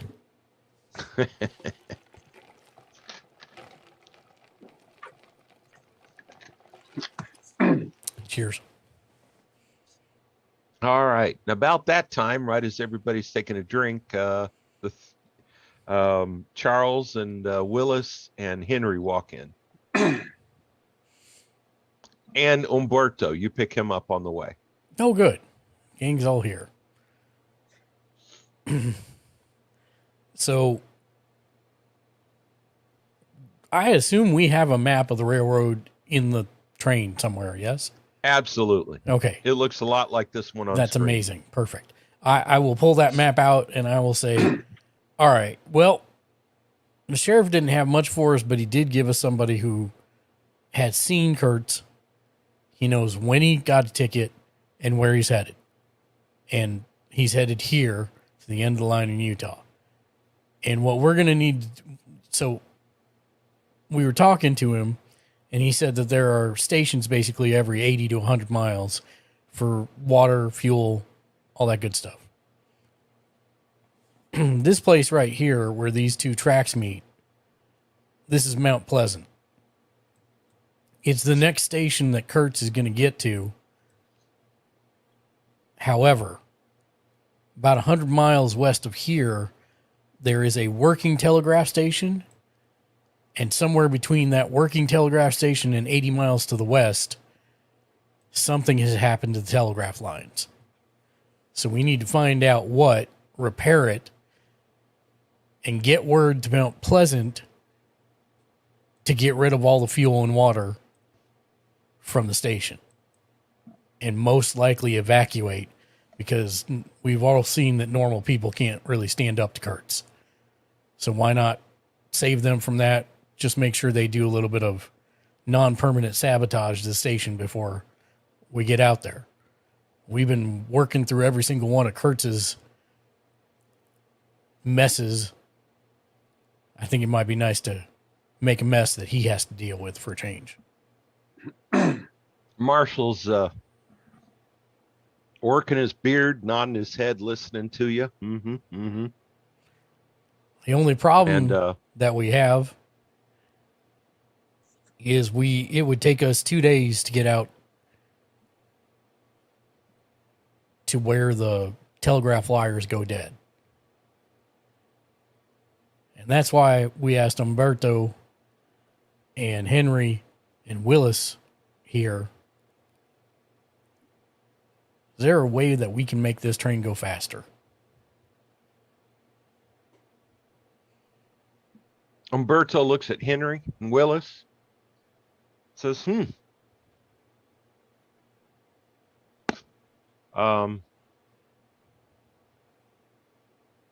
want faster and farther. Mm-hmm. Because the less we have to three stop kind of for... congregate together, and they said, we're going to go to the research car and give us an hour or two maybe, and we'll see what plan we have. Sounds good. I look at... Oh, I'm sorry. Go ahead. I look at Abe and I say, if that sounds acceptable to you, Marshall. I like your plan. Good plan. August speaks up and said, I need to get some supplies and stuff. Apparently we won't be stopping as often. I need to prepare myself for that. I have heard there's a new hotel in town, the Windsor Hotel. If we've got an hour or two, and it is lunch, why don't we all head there for lunch? Yeah, sure. Works for me.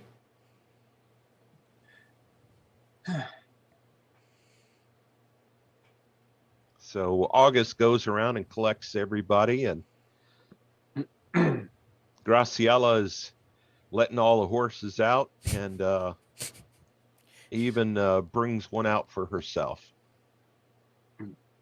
She's like, I just got done putting them away. And as you guys head up there, Graciela rides up towards Doc and says, I always love the snow. Do you like snow? I've lived in New York most of my life, so it's pretty much the first time I've ever seen it for very long.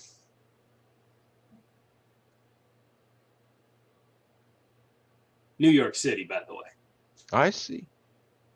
I've never been to New York City. Maybe you can show me New York City sometime. Maybe we can.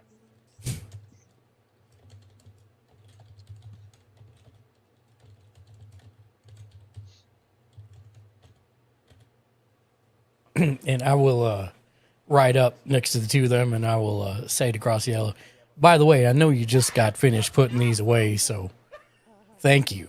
Sorry plans changed quickly. She says, I don't mind. And she reaches over and pats Doc on the shoulder and kind of leans a little bit to do it and says, I like working for you, Marshals. Well, we're happy to have you. She winks at you and she says, only if you can catch me and spurs her horse and to a faster trot and heads towards the hotel.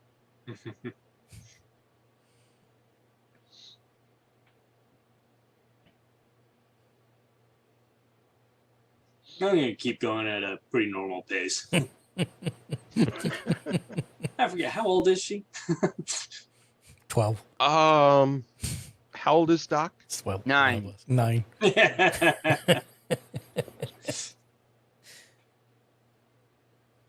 Leap years. How old is Doc? I think that was the question. I think For you, Doug. I'm 38, so. Yeah, she's 30. Oh, okay, good.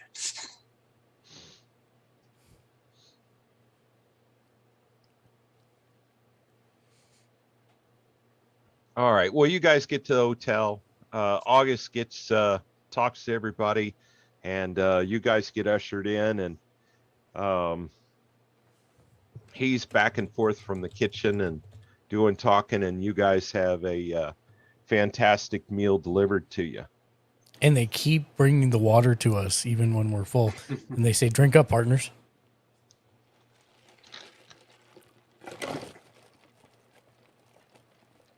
I think somebody's timing it because every time I drink, about 5 seconds later, you tell me it's a drink up partner. So I think somebody's waiting for me to take a drink. Or It's maybe hilarious. you've been conditioned. Maybe I've been conditioned. Yeah.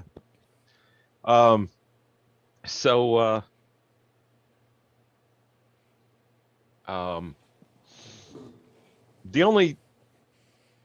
everybody from the train is here at this lunch. The only 3 that aren't are Henry, Willis, and Umberto, who are back at the research car. So I'm thinking if they use the green rocks to make a matter-antimatter reaction and contain it inside the furnace of the train, it should be able to create a stable warp bubble and get the train to go much faster. Yeah, we'll see about that.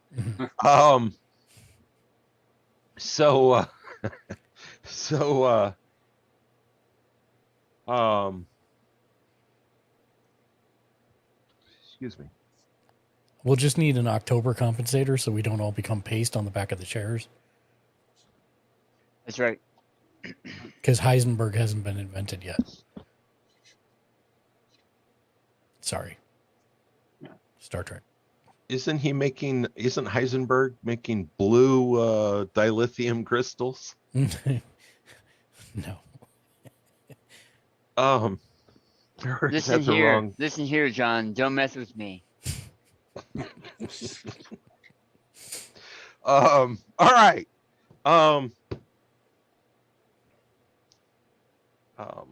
You guys are having a fantastic lunch.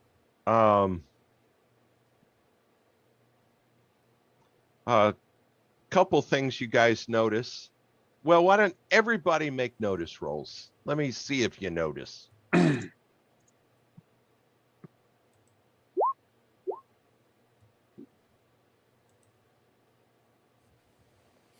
You got a 5 there, October? Looks like it. Okay. Oh, okay. So it did. It did go through. Okay. Okay. I need to start doing Like a marker. Yeah. I need to do something like that because I kind of get lost when it's a whole bunch of rolls and I get confused whether, but this is the first time we've made notice rolls. So yeah. All right. Well, you have a success there, October. But I don't know if you're even interested. So maybe you notice and you're not paying attention, or I'll let you decide how much but you have a success. Charles and Doc, you both have raises. So yeah, you notice this. You do notice this. You notice that Estelle and Slim are sitting together, and by their body language, you guys assume that there's probably a little bit more than friendship of a relationship going on there. Way to go, Slim. You both also notice that Graciela, throughout the meal, she chose to sit next to Doc. she is finding every opportunity to touch your hand or touch your shoulder, and is paying a lot of attention to Doc. How much of this is Umberto noticing? Umberto's at the research car. Oh, right. He's not noticing anything. Um, I make sure I say it low enough just for Doc to hear, but I slide my key over to the room and I say, "Don't forget this." And I just grin at him. Appreciate it, friend. Mm-hmm.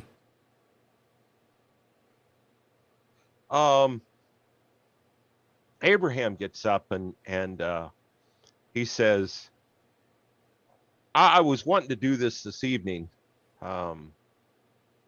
He says, this has been an eventful trip so far, and we've not had a chance to get together and spend time together. And I wish all of us were here, but the mission comes first. But I just wanted to say how proud I am of each and every one of you, and everybody doing things. And the last 2 stops have been dreadful, just dreadful. And even when the train came under attack, each and every one of you rose up and fought. And I'm just so proud of each and every one of you. And I wanted to just a second. I wanted to. Don't tear up, Marshall. As soon as I find it. And he explodes. Is it different than hydrate? Explode? Explode. Yeah, drink up partner. Is that just hydrate? That's just hydrate. Yeah. Oh, there we go. Oh, I'm sorry. Drink up partners is different. It's 500 versus 100. It's literally called drink up partners in there. So we got to hydrate and what's that partner? No, the funny part is he made me hydrate, and then we get a drink up partners, and I have to do. Oh, okay. Oh, it's cost more because it's everybody. Correct. Aha. All right. And Abraham says, so this is to everybody. This is for the work you've done, and this is for what we have ahead. And so cheers. Cheers. Drink up, partner. Here's to you, Marshall. He just said it was to us. You can't just turn it around like that. Daniel, let me swallow first before you start cracking jokes. Name your tape. Yep. That sounds like a personal problem, bud. Yep. I think Nautico's laughing that we're drinking up partner ourselves now. No, that was another one. That was another one from her. Oh, it is. Yep. Okay, well. So, drink up again, partners. All right. Anything you guys want to do or say while we're at lunch?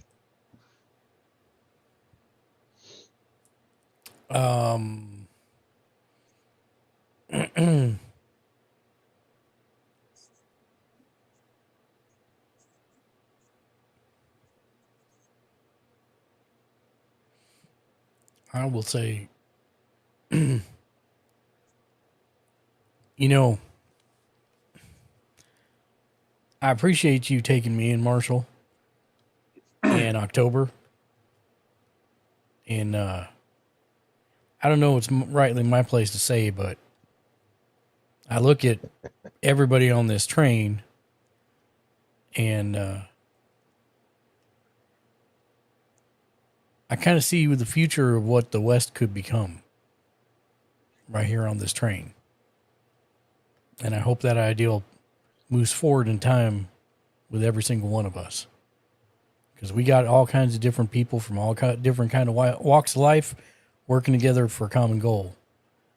And to me, that's something kind of special.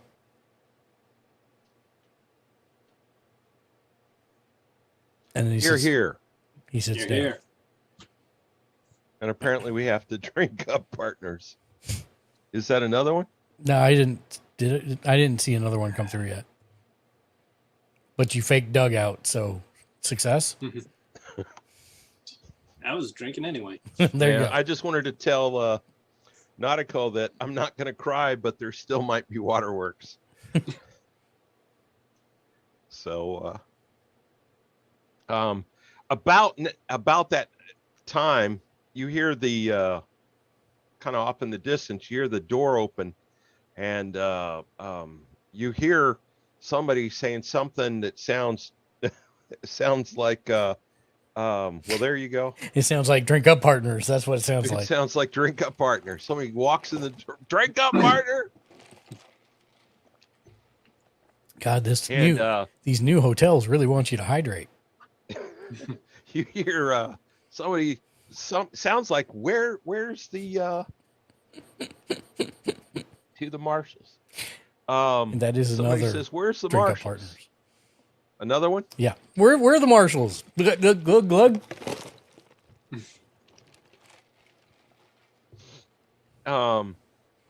Just a few minutes later, the sheriff Gerald McGee. I don't know if I put this in the chat thing, but there you go. And I think I spelled sheriff wrong.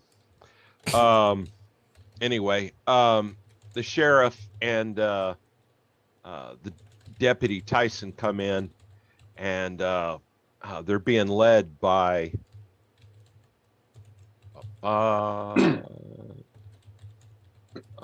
where did I put her name?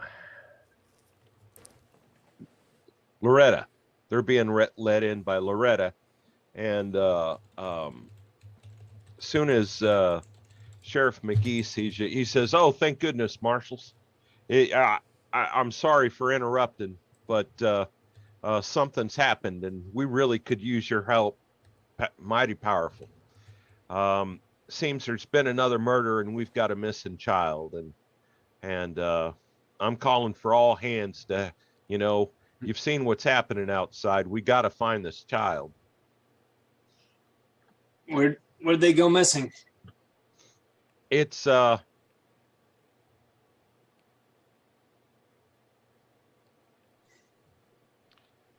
a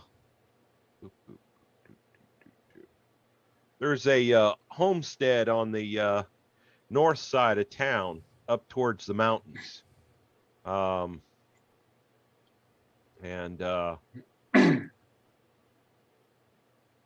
they were found by a neighbor, and they just rode into town, it seems. And mom and pa are there, but child's missing. And honestly, it's probably not good news, but I think we need to try. We need to see if we can find this child. Boy or a girl? It's a girl. When did you say they noticed him missing? This morning. All right, well. Abe, do you mind if we investigate this? All hands is all hands. He says, I tell you what, Doc, I want you to go ahead and we're going to split up into teams. All of us here, we'll leave the three at the train to figure out what they're going to figure out. Doc, why don't you take Charles, October, and also I want you to take Slim and August, and you'll be one team, and I'll break everybody out. So can we take Deputy Tyson with us too, since he knows this here area? I can go with you. That I can. And I know what he looks at the sheriff and he says, "Sheriff," he says, we'll head to the house, and then we'll head south, or we'll head Denver north, and we'll head south from the house. That'll be our search area. Sheriff says, okay, I'll coordinate the rest of the groups. Why don't you guys take off? Okay. Hey, protagonists, you guys form one group. take some cannon fodder in case you get shot at. Is Slim wearing a red shirt today? Because I called not it on delivering the news to Estelle.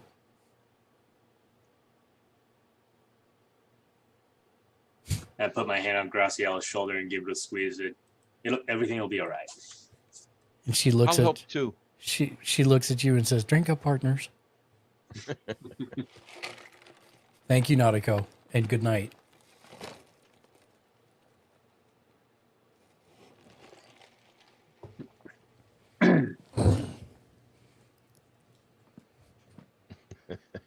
Fantastic. All right. So you guys get outside, and Sergeant Tyson says, "Are you ready to go? You need anything?" I'm ready. My horse is here. I'm ready to go. Yep. I think we're all ready to go. It'll take us an hour and a half, 2 hours to get up there.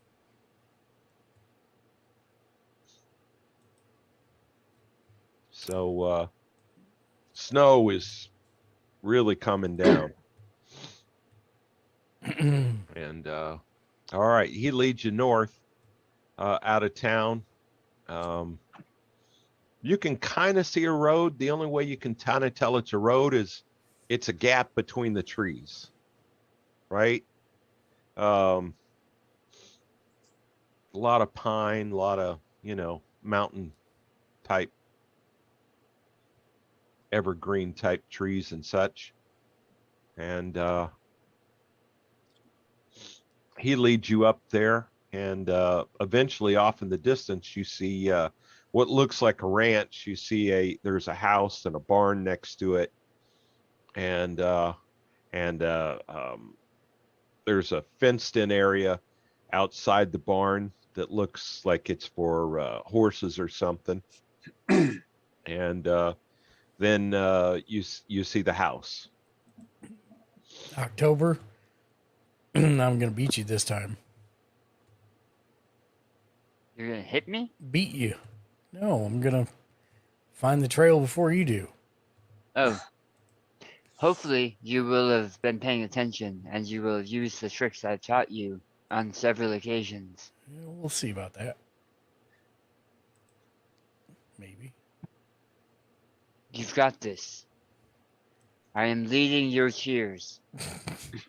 You're killing me. All right. I'm going to try and... Is it notice? Is that what we That's use? what I've been using. Okay. Notice or survival. Yeah, which notice or survival, whichever you Which prefer to I use. don't have survival, so notice it is. Did it roll? Yeah, it rolled. I am very proud of you. So that's 2 raises. Yeah, I'm good with that. I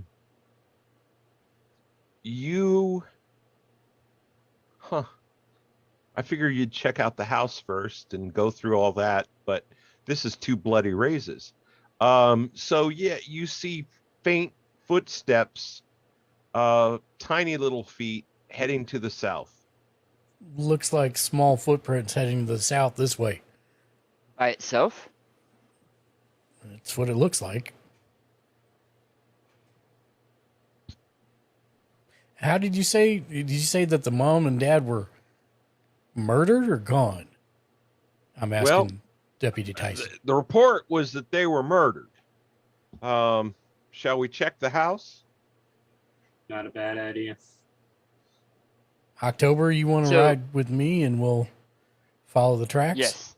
I was just about to say, let's split up and then you have you guys catch up because we'll be slower making sure we're following these tracks. All right. Okay. All right. Well, Doc, you and the sergeant and Slim and August head into the house. And when you get there, August takes the horses. Well, he asks, he says, do you want me to take the horses to the barn or just hold them here?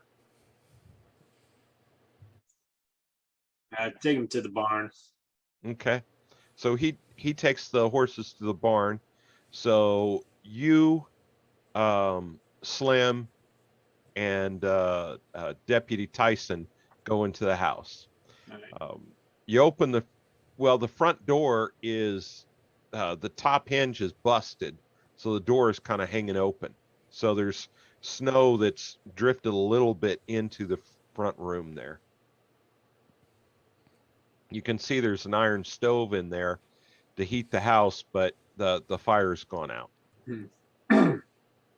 And right there in that front room are the man and the woman, and they look like they were attacked by, well, make a survival or a notice roll, whichever you prefer.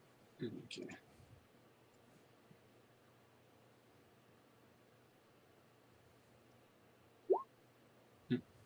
All right. Success. Yeah, it looks like maybe some kind of large animal or something. They're ripped up pretty bad. I mean, they don't look shot. They don't look stabbed. They, their clothes and their skin are just kind of shredded.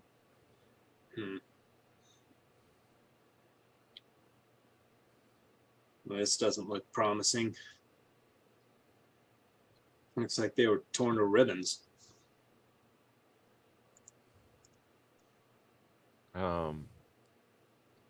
Sergeant Tyson says, hey, the bedrooms are back here. I'm going to check those out. All right. I'll follow him.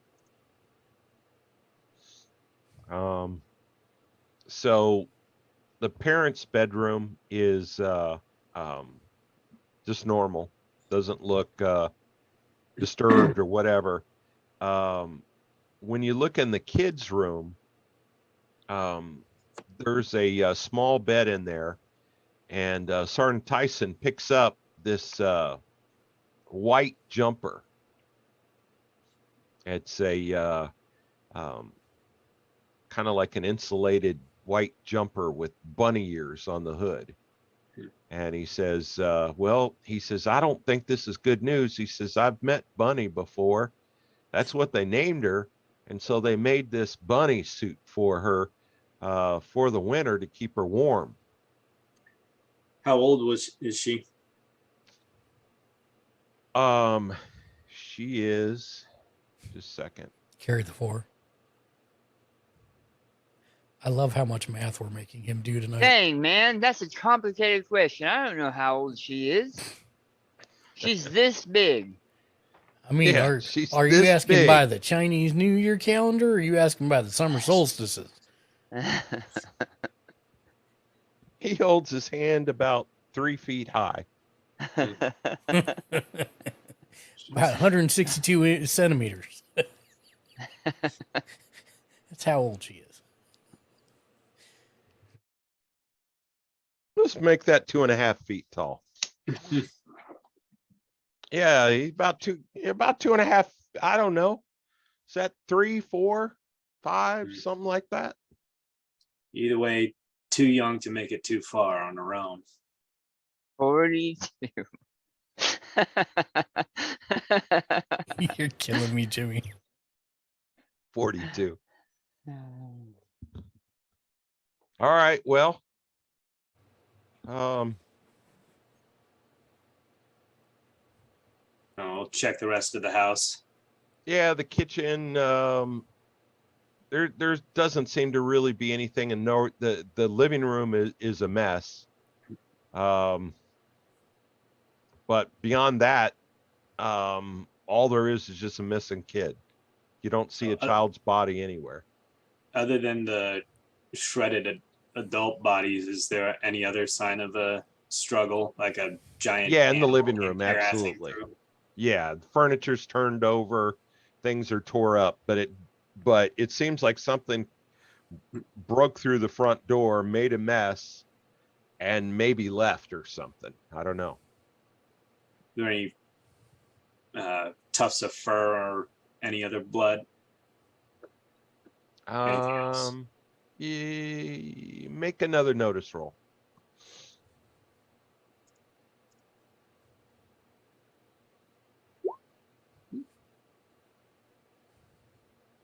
Yeah. In the dad's, you look at the using your investigative / doctor skills. You do see in the dad's hand, one in his right hand, that there is some kind of strange black grayish hair or fur. You're not sure.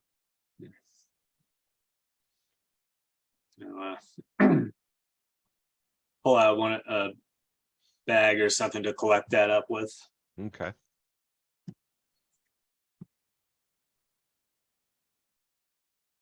Is that a new drink up, partners? No. I don't know. Not yet. Mark left us. No, I didn't leave you. I'm right here. Is that another drink up, partners? Negative. Oh, okay. All right. Oh, I see now it why. is. You asked, so they did it. Thank you, Jimmy. Drink up, partners. Every time I looked at the screen, it was on the bottom, but I realized now it was because I sent one. Oh yeah. I didn't exit out. All right. Now I won't be confused. All right. I fixed that. Okay. All right. So Tyson says, well, should we check out the barn and then maybe catch up with the other two fellas? Sounds like a good idea. I'll head out and go check out the barn. All right. You can see there's some animals in there. There's a few chickens. There's 3 cows, 2 horses. There's a wagon in there. There's a small plow in there. Kind of just what you'd expect in a small farm. And of course, August is there with your horses. August sees you enter and he looks at you and he says, I'm not a marshal, but I did look around and I didn't see anything out of order in here. I'll take a look around for myself just to do a quick once over. Okay, go ahead and roll. Well, that's a success. No, everything in here seems normal. All right. Well, I think we've seen about all there is to at the homestead. Well, how about we mount up and catch up with Chuck in October. Okay. It's fairly easy to follow them. The track of 2 horses in snow is fairly easy to follow.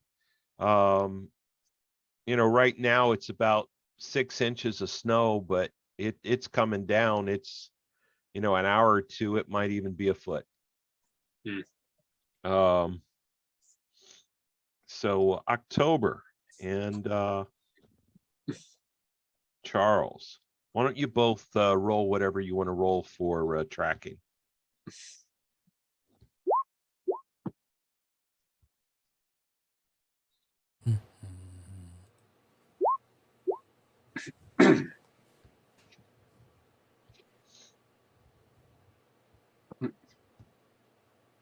As we're tracking, I notice him straying a little bit. I say, have you ever been this far west? October? I don't remember. Me either. Have you seen snow before? Yes. The area of the land north of here, we get snow fairly often. Sometimes we don't even move. We just adapt. Yeah, that's one raise there. You see the tracks kind of veer a little bit to the right. There's some really thick brush. And you hear a faint sound. Can you take care of that for me, Mark? Oh, yes.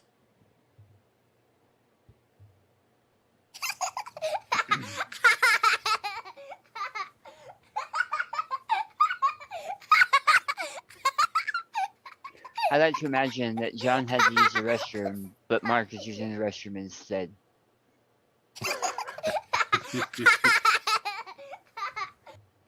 Were you guys able to hear that? No. No. Oh, no? Really? I'll try one more time. Trying to get fancy. Yes. You don't hear that? Nope. Well, that sucks. I don't know why you guys don't hear it. Is it playing on the stream? Oh my God, I know why you don't hear it. I'm thinking, hold on one second.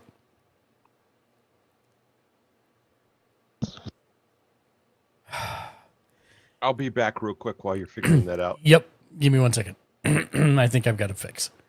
Maybe. I forgot that I was dual boxing. You guys are on the other computer. So you don't hear, you guys hear, yeah. And I'm dual miking. So you guys don't hear anything from the computer right now. You could just describe it. Nope. I can get it in here. I'm pretty sure this shouldn't cause a problem. Hopefully the computer won't crash. I don't think it will. I don't know what it's going to do about me being in here twice. That. Okay. Let's try now.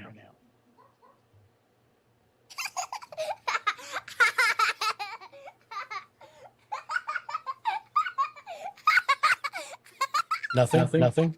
Nope. Stand by.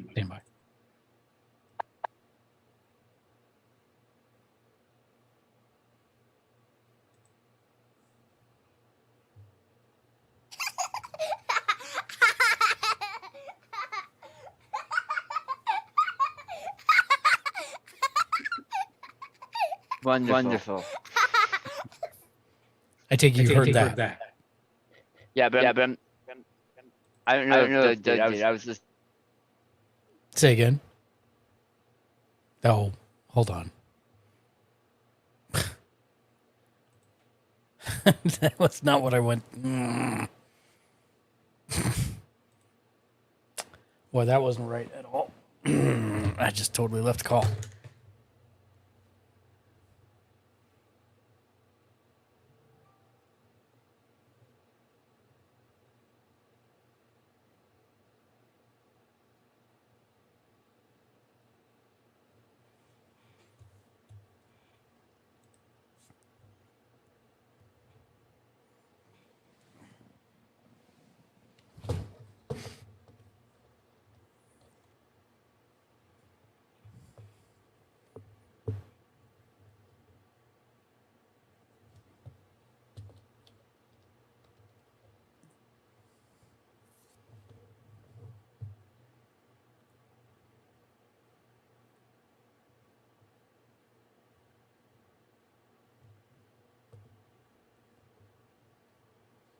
Hey, welcome back, everybody. Yeah, sorry about that. But the good news is they did hear it while you were gone. Did you hear it, Doug? No, No? I got kicked off. Oh, okay. Yeah, Daniel heard it on the stream. Oh. Can you listen to the stream real quick? Or we could just describe it. Yeah. It's a young girl giggling. Yeah. Okay. In a very happy, creepy way. Okay. Understood. Sorry about that. And that's what October and Charles Jansen hears. Yes. Yeah, coming from the brush ahead of you. Okay.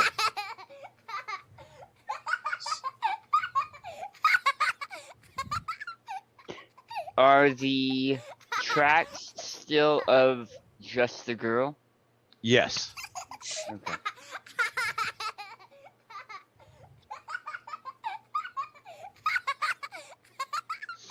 October will turn to Charles Jensen and he'll say, I believe that in this case, it may be better for you to make yourself known than me. Just 15 years ago, there were still fights in this area with people from the tribe.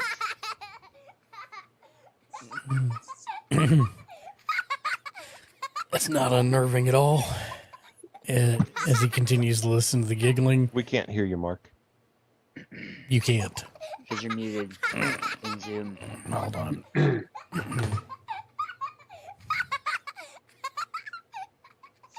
I'll be right back. All right. Can you hear me now? Well, I Yep. can hear you now. Okay. He says that's not unnerving as the giggling is still going on. He climbs down off his horse. And he hands the reins to October. Or tosses them to October. And then he approaches the bush slowly and says, "Hello? Are you there, little girl?" You don't hear anything? I don't hear the giggling anymore. No. You Okay. just heard it briefly. Oh. And It stopped before you got off the horse. oh, okay. Then you could have told me that so I didn't keep it running on a creepy loop. All right. I can't hear it, so I didn't know it was. I Yeah, thought you no, played it totally once. was. It's been running the whole time. It's super creepy. Oh, that's hilarious. He will.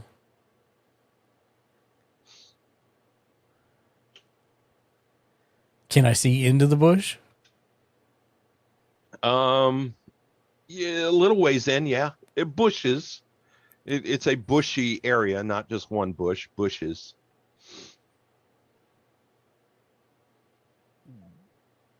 But am I approaching where I heard the noise? Heard the giggling? Yeah, absolutely. Okay. You're following the tracks, and the noise goes right into the bush. And you can see a foot or two into the bushes. But a foot or two in, you don't see anything.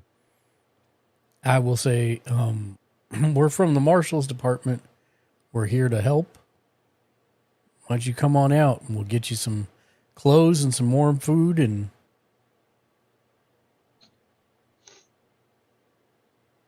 I am not going any closer to the bush. Okay. You don't hear anything. I will say, what's your name? Mine's Charles. And this here's my friend October. Hello, child. Wind picks up, snow falls a little harder. You hear that, the whistle of the wind as it kind of picks up. I'll do the. I can't make the sound with my mouth, but it's the horse sound. You know, the sound? I can't make it. Yeah, that. Thank you. And I will take the horse to the left in kind of a slightly wide arc around to the bush where we heard, so that I'm behind the bush. Okay, bushy area, not Right. one bush, bushes. But yes, you can do that. Yeah. Make a notice roll.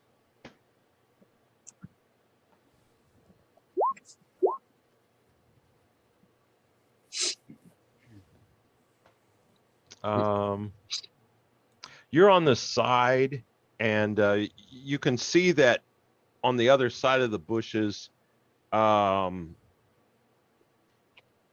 you can see that it starts going uphill a bit, and You're not sure, but maybe you see some tracks behind the bushes. She has moved on. And I hold the reins out to Charles Jensen. I will wade through the bushes and grab the reins and jump up on the horse and continue tracking then. So, just to be pedantic, and I'll blame myself for not being sufficiently descriptive, you walk through the bush and bushy you area. see the tracks on the other side. October is on far to the, do you say left or right? Left. He's far to the left of you on the side. I thought but he you said, can see each other. I thought he said he went wide to come around behind the bushes. To the back. He did say You to came the back. all the way to the back? Yeah, I looped around because if she had run away Okay. from us, I wanted to stop her. Okay, sure. That's fine. Make me a notice roll there, Charles. Yes, sir. Maybe. Eventually. Notice. Notice me, senpai. Come on. I will Benny that.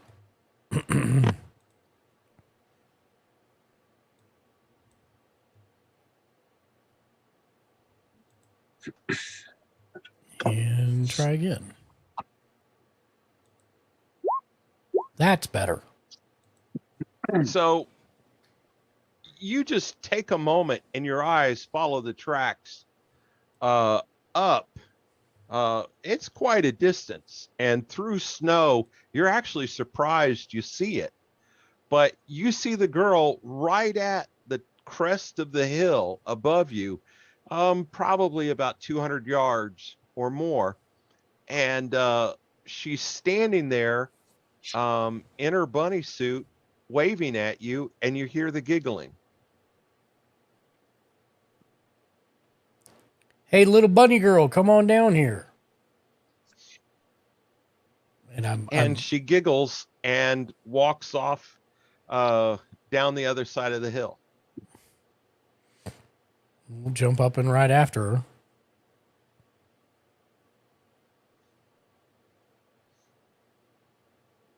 I am going to slow when I approach the crest, though. It's not like I'm going to be barreling full speed over the crest of whatever that is so that my horse and I fall to my death.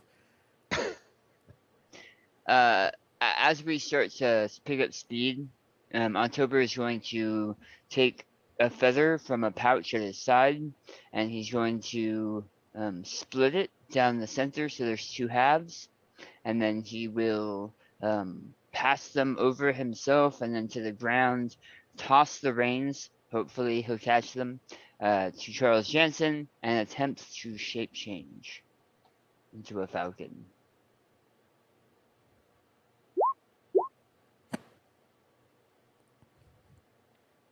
That seems to have worked with a raise. What's a raise do for you? Duration or? Oh, I'm sorry. And the ability to still, well, is that still a thing? The ability to speak? I think it is. I think it is. I was just looking at it and then I just closed it for some stupid reason.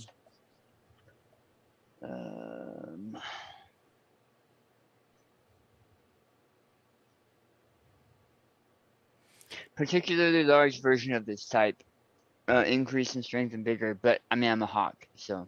You're a really big hawk. I'm a giant hawk. I mean, hawks do love bunnies. You're a rock. Hawks do love bunnies. So your talons will pierce their flesh very nicely. I mean, that is the plan. Yeah. Okay.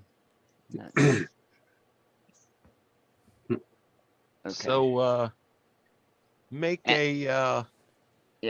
make whatever roll you want to make there, Charles, to grab the reins that he just tossed to you.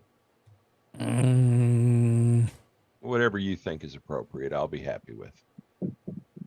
I'm just call that riding. Oh, but I did not catch the reins. Wait, what? Huh? What? Huh? They hit me in the face. I go off the back side of my horse. That's what happens. Me shifting into a falcon spooked your horse. Well, plus you hit me in the face with the reins, and I didn't know what was. Yes, between all those things, I am now flat on my back. The reins are now looped around your neck, and the horse took off. Yep. You're being drugged. No, you're laying on, just like you said, you slide off the back of the horse. Fortunately, you land in about a foot of snow now. And I think we're in snow now.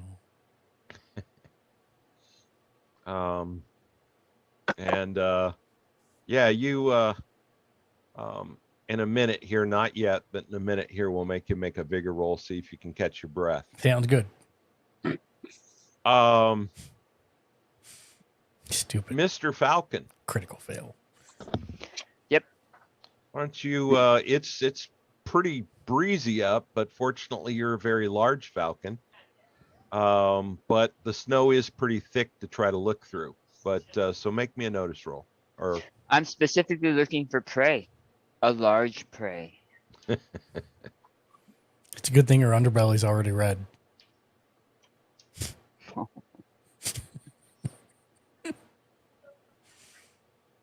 I was seeing if there were stats for a falcon. You wanted what one more time? Notice. Notice. Do I get a bump at all for having the eyes of a falcon? Looking for movement. I don't know. Is Falcon in the book? I'm going to reroll that. Let me look. I'm going to reroll that. I'm gonna going reroll to that. reroll I'm gonna re. Oh, okay, you already did it. I'm gonna reroll that. Okay. Jeez Louise. I'm gonna This kid reroll does that. not want to be found. I think we should just let it go. Well, you did roll 2 successes there. Oh well, and a failure. I've been eating again. You're gonna go one more time? I did it. Yeah. All right, you've got a success. That's the first roll I made, essentially. That doesn't have a one Didn't have a 1 attached to it. Jeez Louise. Let's see. We've got mule. Here we go. Birds of prey. 187 if you're curious. Yeah, I was going backwards slowly. 187 on an undercover bunny. Yep. Caca. You fly at a pace of 48 inches. That's what she said. Yeah.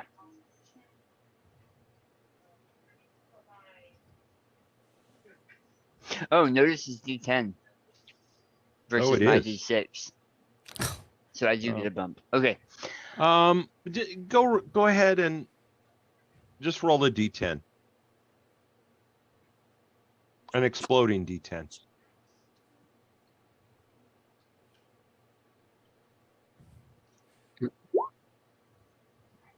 There we go. After like Yeah. 8 bennies. bennies. Okay. There you go. Nothing. There you go. I'll give you guys back a couple bennies. Thanks. All right. You see the back side of the hill is going to be okay for the horses, but it is fairly steep. And after about 100 yards down the other side, you see it gets pretty dense forest, and you can see the tracks go right into that forest.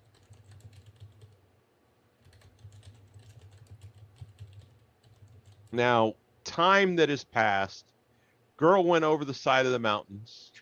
Her movement speed you must be threw the ridiculous. reins to Charles. Is she moving faster than a child should? Yes. Okay.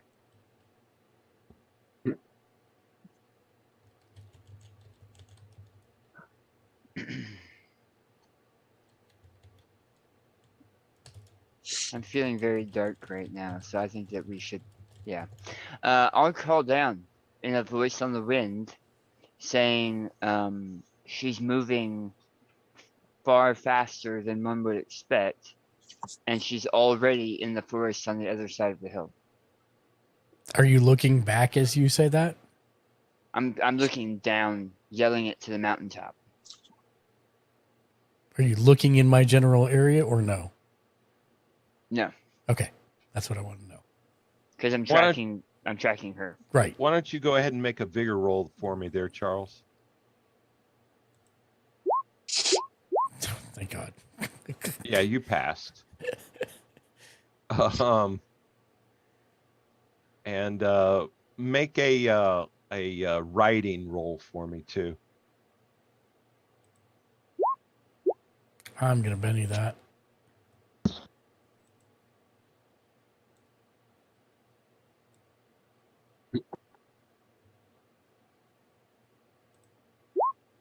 Come on. Jeez Louise. You aren't looking back, but you are looking forward. You see both your horses without riders go over the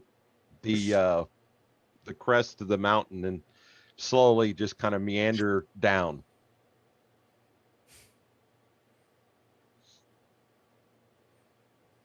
Can I say that I like this system? However, I think it's dumb that you can have like a really big agility stat, but then when it comes to the thing that uses the agility stat, you have like really small dice and get no inherent bonus from it. Yep. It's very strange. The bonus comes, the way the system works is when you take, and I agree with you to a certain extent. I think that had I designed it, and I don't know, I'm not a game designer, but had I designed it, if your agility was an 8, then the skill would start at 8. Right. That's kind of what I'm thinking too. Right. But the way the system works is what the benefit you get is, let's say your agility is an 8, then all your advances up to 8 are 1 point, and it's once you go past your agility where it starts getting expensive. Yes. So there is built in a discount for matching your skills to what your attributes are. Mr. J Nice, thank you. Daniel has received a Benny from chat. Thanks, Mr. J Nice.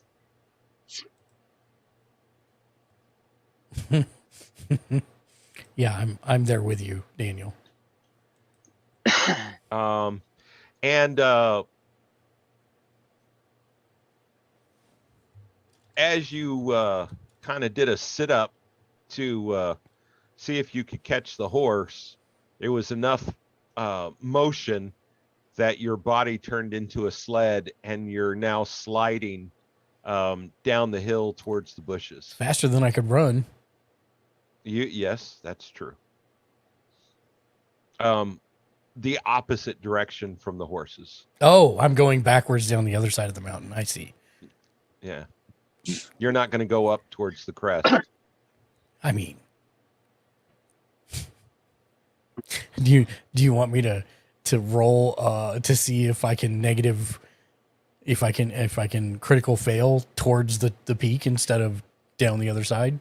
Because that seems to be a thing tonight. No, we're good. Okay. You're headed towards bushes. Yeah. Go ahead and make an agility roll for me. You have a graphics burp. The graphics system burps, and you end up through the mountain, clipping through the That's right. mountain. Except my left arm is still in it. I rolled a 7. Do you really Yeah, need you're both of your good. arms? You Not you really. grab a small shrubbery and you stop your slide, A shrubbery. and so you're just covered in snow, and snow in places you didn't want snow. Great. I will attempt to stand up and start making my way to make my way to the top again. Make me a notice roll there, October.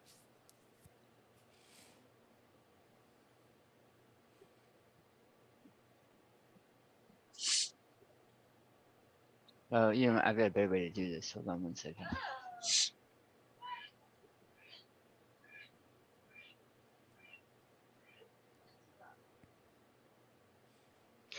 I think the real issue is I think I sometimes doubt the quality of the dice rolling in Roll20, to be honest. That's a success.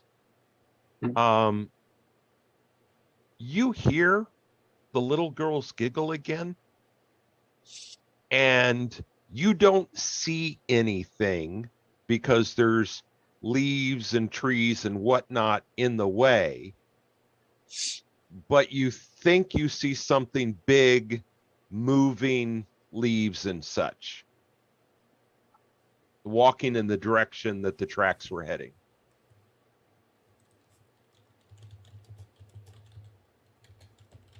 So it's bigger than she should be and faster than she should be.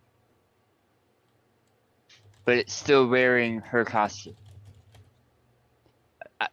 I'm sorry, you said the footprints were bigger, or I saw a bigger shape moving the leaves? You see tiny little girl footprints going into a very heavily wooded area. Okay. Inside the wooded area, you just heard the giggle, and then you saw limbs and leaves moving as if something large was moving behind them. In the same area, I would guess that the child would be. Yes.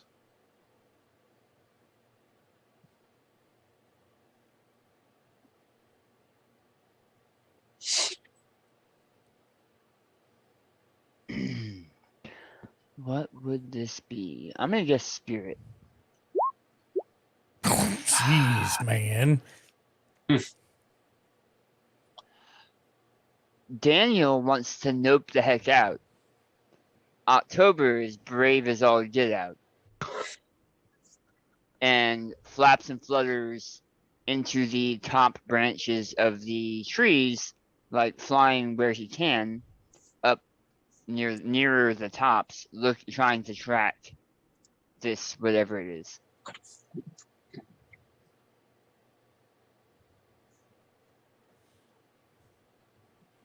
Jeez. We're going to go ahead and deal some turn order cards. Have we caught up yet? You're just about to.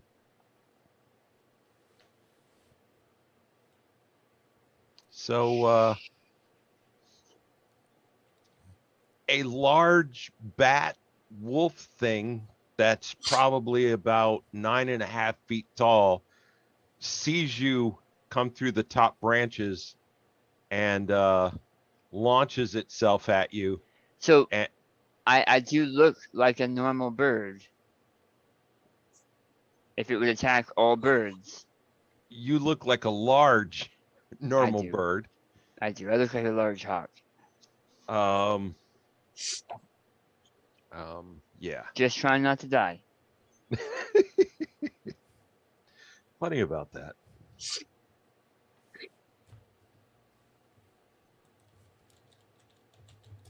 Well, there you go. And it swipes at you, misses, and flies about 10 feet past you. Okay. And your turn.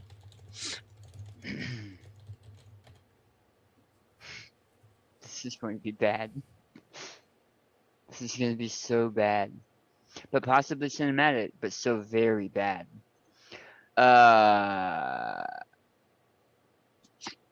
He is going to fly up. October will fly up above the bat creature. Okay. And then he's going to attempt to shape change into a bear.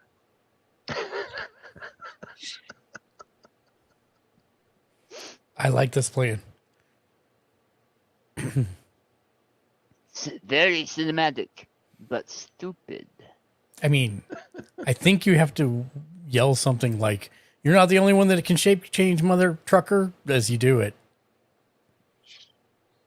He's going to say, Geronimo. Almost appropriate. that power is not for you, and he's going to drop from the sky. But I'm not worrying about talking this time. So it'll just be a normal shape change. And you have a raise, and we said a raise makes you a large version. A large version of that bear. Yeah.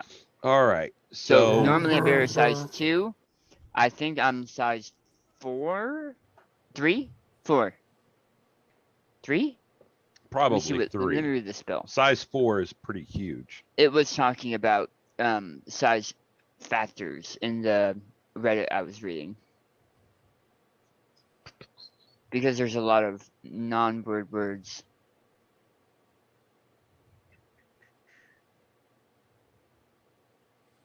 Yeah, it's just generic. So probably however you want to run that. Probably 3. I'm trying to find sizes right. Bear, by the way, is 180. I made sure it was in here before I chose bear. Let me look in the index. Where the heck is size? 179 for scale. 1 page over, and I have a blue bookmark there. Hippo, great white shark. So size 3. Yeah. Bull, warhorse. Yeah. Okay. Typical strength is a D12 to a D12 plus 3, and a bear is D12 plus 2. So it moves to a plus 3. yeah, maybe? so you're going to have a D12 plus 3 strength. I'll be right back while you figure Increase this its out. strength and vigor by 1 die type each. So yeah, so D12 doesn't get any bigger, so it would be like a plus 1. Yeah, so D12 plus 1 or B12 plus 3. And D12 plus 1 for vigor. Yes.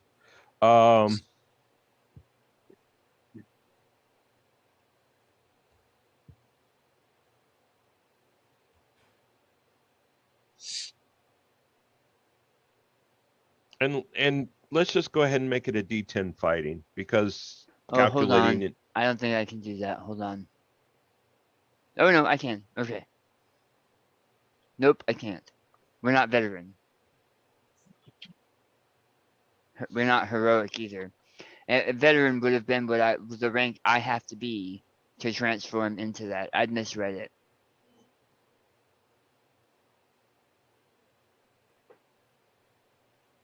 Huh.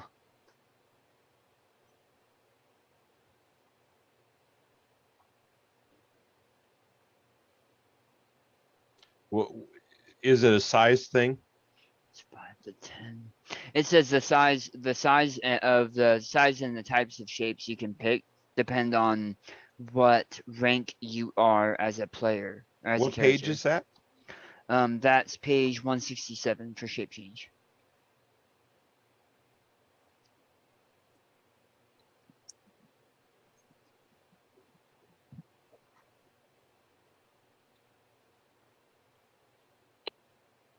Oh, I see. Okay. And so you can only do size 0? And lower. So animals smaller than me. Huh. Yeah, I had misread that. And there are shapes I've taken in this game that were slightly larger than that. Well, that means you can do a dire wolf.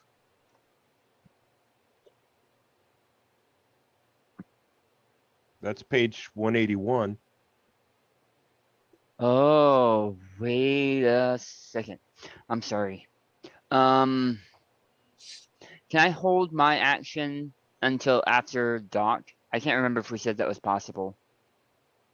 Yes. Just so I can read up on something?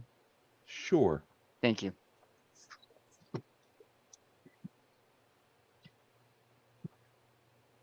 Huh. I'm just thinking of animals that are going to be the right shape or the right size that you're going to know about. I would say a mountain lion is going to be a size 0. Because a lion is size 1, but mountain lions are smaller. So, but I don't see anything like I see lion, but I don't see mountain lion. But direwolf is probably, at least in the animal section here, direwolf is probably the biggest bad that you could do. Charles.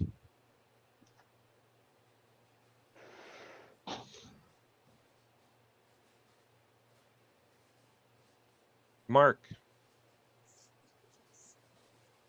He's falling asleep while we were figuring out shape-shifting.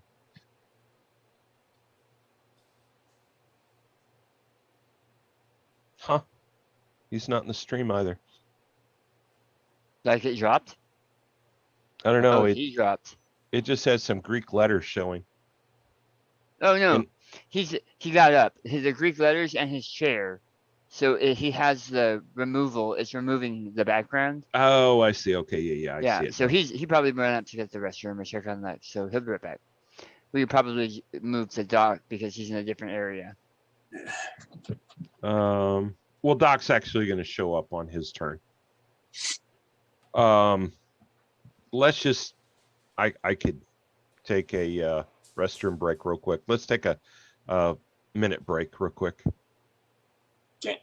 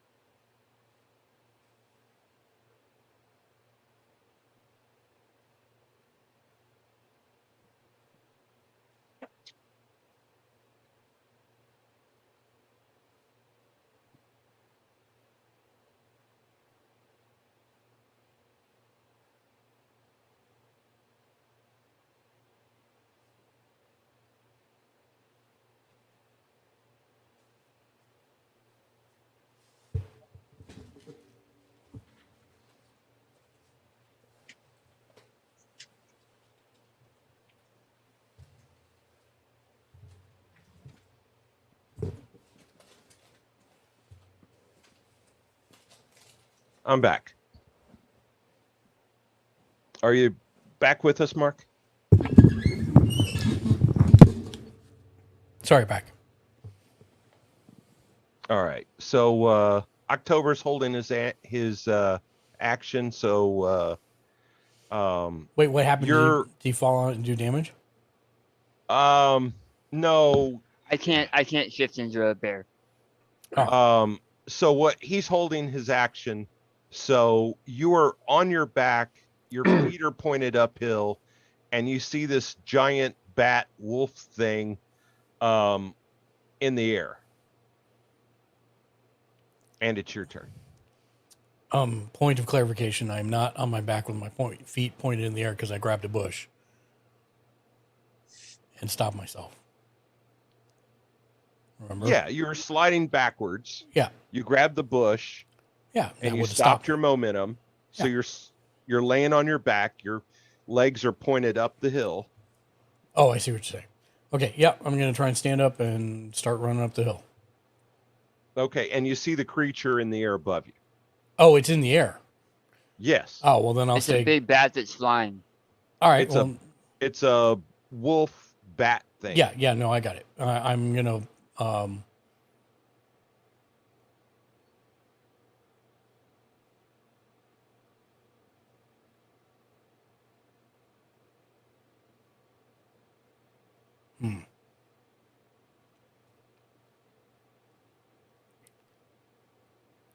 Well, that's less than ideal. I will pull out my pistols,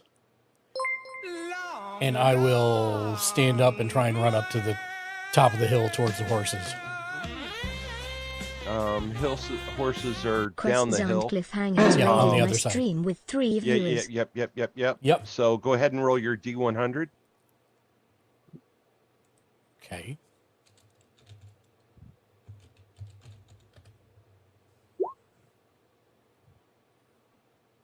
I'm looking at something else. What did you get? A 20. And also, quests 8. and cliffhangers, thank you for the raid.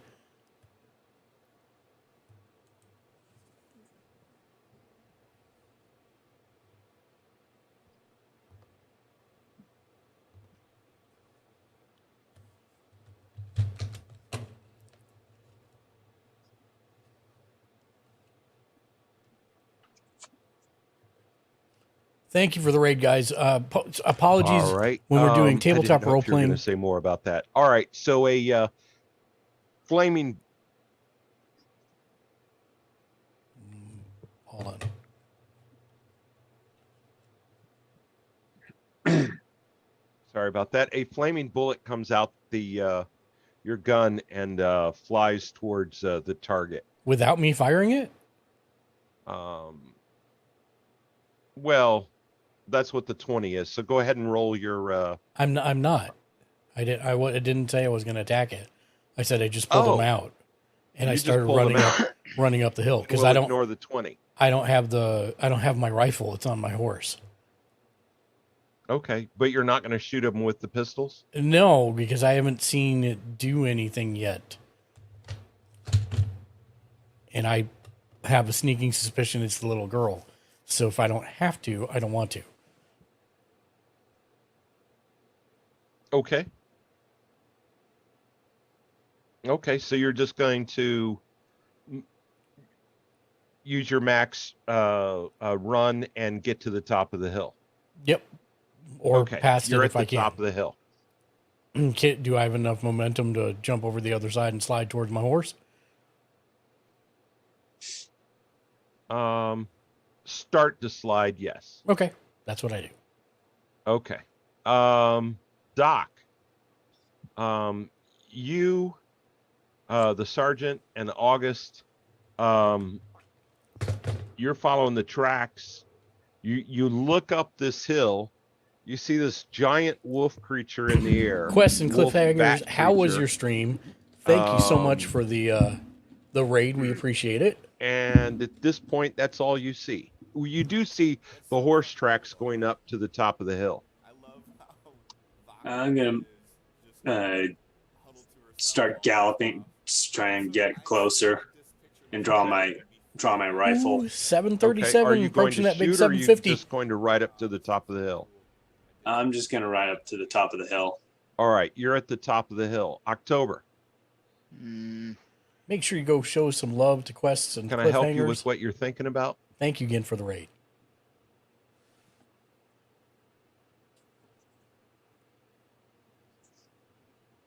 I'm trying to think how I would best do this. Because we don't have stats in this very small book. Well, tell me what you're thinking, and I'll help you figure it out. Alright. So, I can't shape change into anything with a humanoid shape. Even if that humanoid is fictional like a dragon. Because it says I can shape change into dragons. So what I'm considering is, I was originally considering something that was fictional like a dragon, but not a dragon, but it's humanoid. So instead, I'm looking at a thunderbird. Thunder. A Wakanayan. Thunder. Thunderbird. But I'm not sure what stats I would use because I'm trying to find something that has a size 0.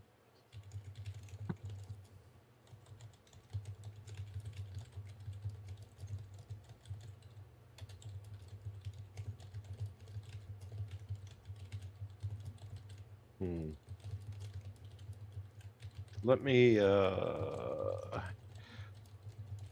there are, look at the I know it's a completely different critter, but look at I was looking at fire elemental.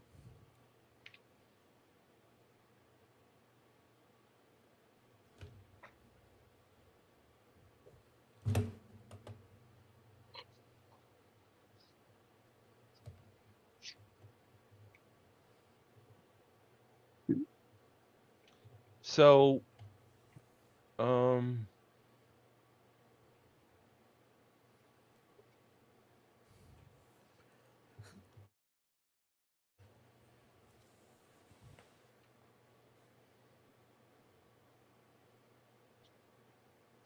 Thunderbirds are in the American Gods book, apparently.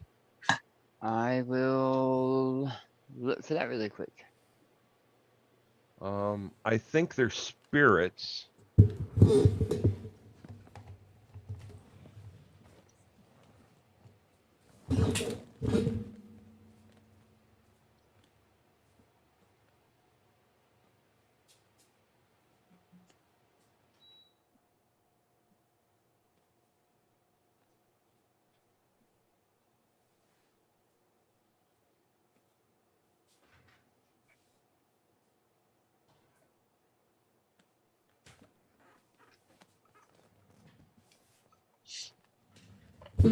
Okay, I'm just gonna do something else then. This is taking up far too long.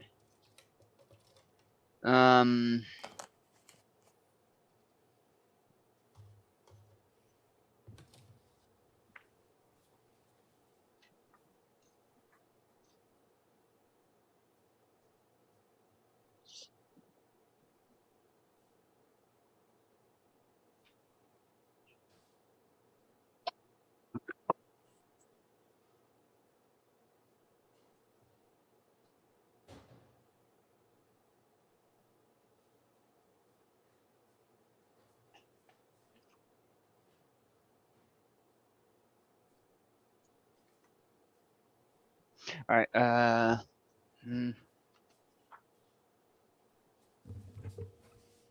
high up are we? How high? Yeah. Over a mile. I mean, Denver's the mile high city. I apologize. I don't mean relevant to the ocean thousands of miles away. I meant myself and the creature right now who are flying. Um, you know, AGL, ASL are terms for a reason.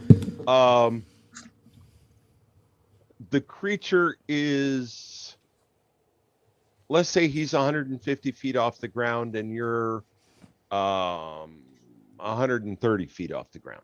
Well, I'm above him. So maybe I'm 180. You held your action. You're not above him. Oh, I had not yet flew above him. I see. I had thought that I could do my movement, but had to hold my actual action. No. So cool. Awesome. Yeah, you have to hold That's the whole fine. bloody thing. Yep.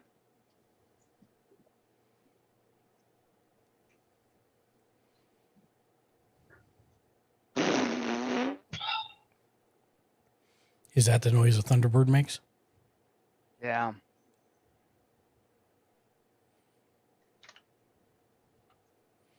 Can't you move your movement now to fly above him? Yeah, but I'm trying to figure out what I'm doing. For a lot of reasons. I mean, 18 years. Yeah. Yeah. Love you. Love I you. did my waiting. 18 years of it in Azkaban. Shoot. I'm being told my marriage is not Azkaban. Nice. Did you see the message that I sent for you to tell her? Yes, and Okay. I will in a little bit. Okay. Yep, thank you.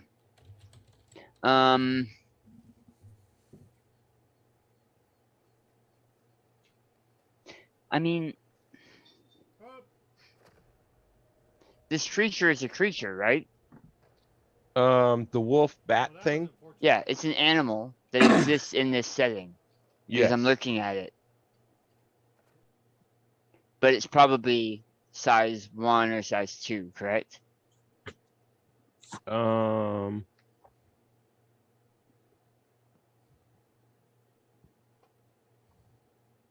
It's size 3. Size 3. Jeez Louise. I'm just gonna attack it and fall to my death. I've been waiting too long. Including Fantasticus, dragons, and hippogriffs. If they exist in this setting, which is why I was choosing something from the folklore of the Sioux tribes of the Sioux Nation, because they believe that those things exist, but there aren't stats. And I'm pretty sure now that I think about it, the Thunderbird is gonna be bigger than size 0. Yeah, it's pretty huge, and it's also not. The only problem I have with it's not a creature. A Thunderbird's not a creature. It's a spirit, and I know that's mincing words, but you can change into, well, you can't change into human shape, but you could change into a wolf shape, but you can't change into a ghost wolf shape. So, yeah, I'm not gonna argue the point. You're right. I'm gonna attack it and then drop to the ground. From But you could change 180 into the shape of a werewolf. I can't though because it's humanoid. Right, but I'm just saying.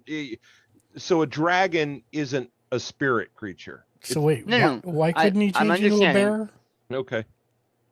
Because a bear is larger than the size I can do with my current character rank. Oh. We So are you- seasoned rank, and at that I can only do size 0 and below. Oh. So I could turn into a worm and drop, but I can't turn into anything larger until we are higher rank. I see. So here's my attack, but I'm probably gonna get minuses because I'm dropping on him from above. Okay. So what are you changing into? Myself. You And could change into a dire wolf. yeah, but I mean, a direwolf isn't going to have the tomahawk. It's going to attempt to bite or claw him and then still drop to the ground. Oh, okay. I'm spending to reroll, and I'm gonna spend to reroll, and I'm going to spend to reroll because this rolling is for the birds. And one more time, and I'm done. So I drop to the ground with my double ones. On direct. You said 160 feet? Yeah. Okay, so it's a D. You said it was a D6 for every 10 feet, correct? Or was it for every Yes. 6 feet? I have to look it up again. 103.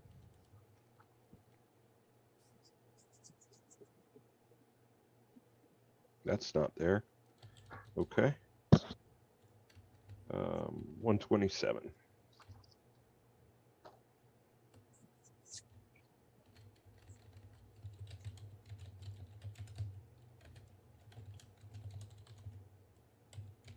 It's a D6 plus 1 for every 4 yards. So 4 yards, we'll just say that's 12 feet. So 130 divided by 12. It's roughly 13.5, rounded up a little bit. Okay, So, so the max is D10 plus 10. okay.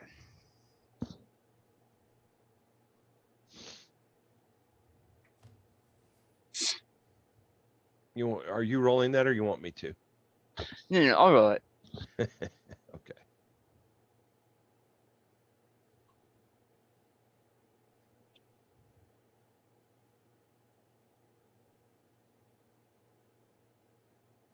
And it's exploding just like all other damage, right? Yeah. No, that could have been worse. And now use Benny to soak. Yep. Which was the main reason I kept 1. Can I use a Benny to have him soak more or no? No, I think it's just 1. Yeah, it's just one. And now you make a bigger roll. Yeah.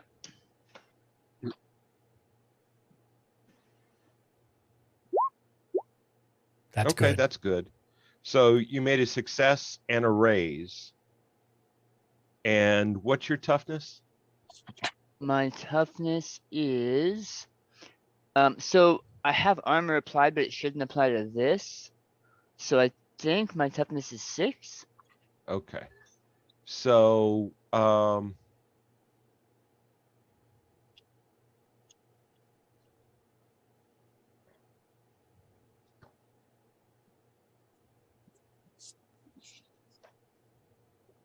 okay.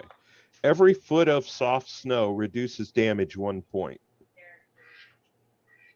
So I'd already said there's over a foot of snow, so it's actually now an 18. Okay. So, and it doesn't say that you can't use armor here, and padding of whatever kind is going to lessen an impact on something. So I'm going to give you your armor. Okay. So then 7.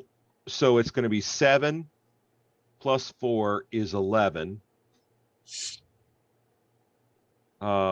Is 1 wound, and then 15 is the second wound. Okay. And because it's 18 and not 19, right? Because we lessened for the snow, it's only it's shaken in 2 wounds. So it could have been death. Okay. So but you made the soak roll, and so shaking goes away and 1 wound goes away, and so you take 1 wound. Okay. Awesome. As October falls through the treetops, he collides with a couple of branches, but uses some of them to slow his fall. And I get inspired by watching him because chat gave me a Benny.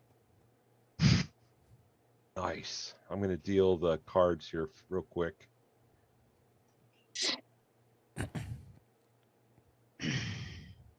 Hey, we all get a Benny. Yay, thank you. Thank you. And 1 for Mark. Okay.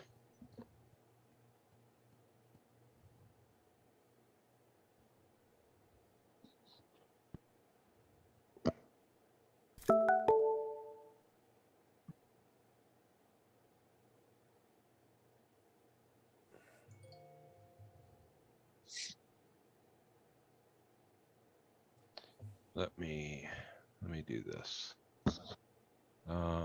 Thank you, Shank.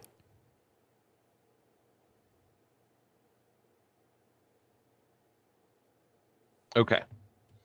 Bam.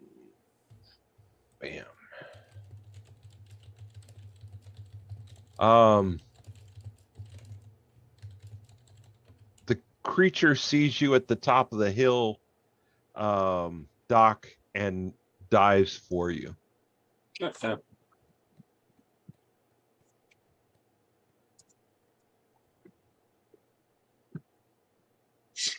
And misses. Just a second. He gets a what's your parry?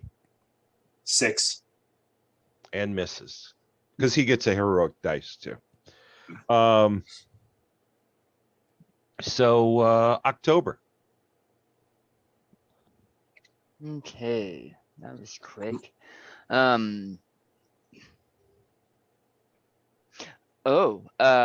Did we get additional bennies from the Yes. Joker? Yes. Yes.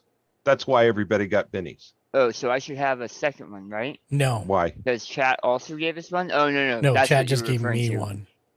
Okay, I thought chat gave you one and then gave everyone one. You were No. referring to the Joker. Okay. Yeah. Do I see from where I am on the ground in the forest, do I even see this creature? Yeah, because you were on the edge, and so you're on the very edge of, because if you were in the forest, you wouldn't have landed on snow. Okay. So you're right on the edge. So you just look up the hill and you see the creature attacking somebody on horseback, but you're not sure who. Okay. He is going to use his move action to change weapons, and he will fire an arrow at the. Yes. Changing weapons is free. That's not move. Oh, okay. So I thought it was if they were okay. Cool. Because it was a bow on my back, I thought it was more of an action. I'm pretty sure that a free action, it doesn't specify, just says changing weapons is So free. 13. That's gonna hit, and that's gonna be a raise, so add a d6 or add a bonus damage die thing.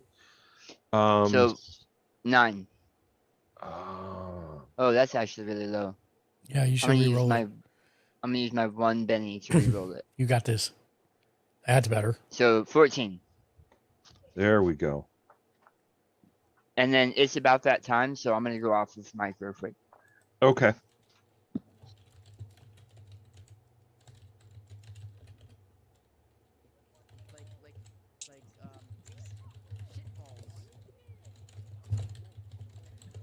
There's no place to type Mm. anything. Dude, wait. Wait, dude, you. Wait. Wait, what?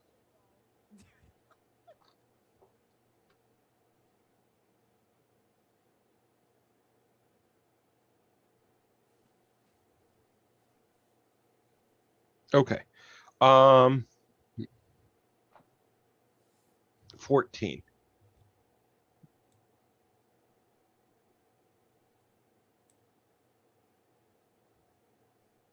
It is shaken and has 1 wound. Okay.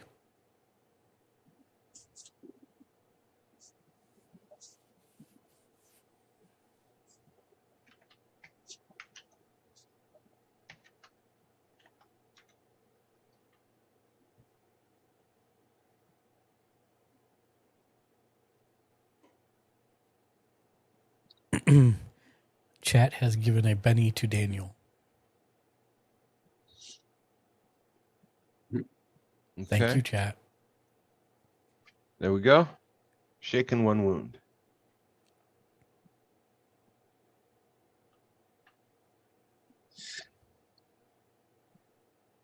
And Doc, you have this giant creature right in your face. I'm gonna shoot at it with my rifle. And so if I want to use one of my edges, I do it first, right? What's the edge? I was gonna use marksman, I think. And Yeah, it just means if you didn't move, you get a +1, I believe. yeah, I think that's the if you don't move in a turn and fire no more than the rate of fire of 1 of your first action, you can add +1 to your shooting. Okay.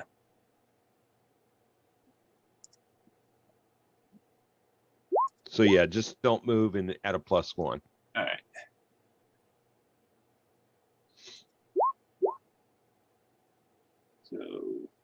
So you got 8. 8. Okay. Which is that's a raise because of the +1. So so that's a hit and a raise. Okay.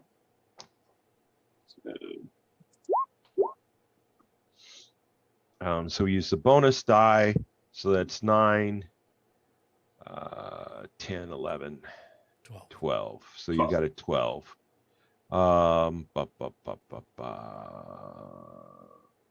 So it's not a raise, but it's already shaken and wounded. So it's a second wound. Cool. And Mr. Charles Jansen. Okay, how far am I from Doc at the top of the hill? You're standing right next to him. All right.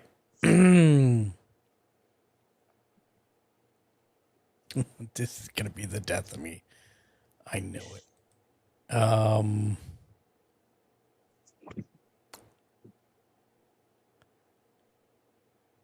Well,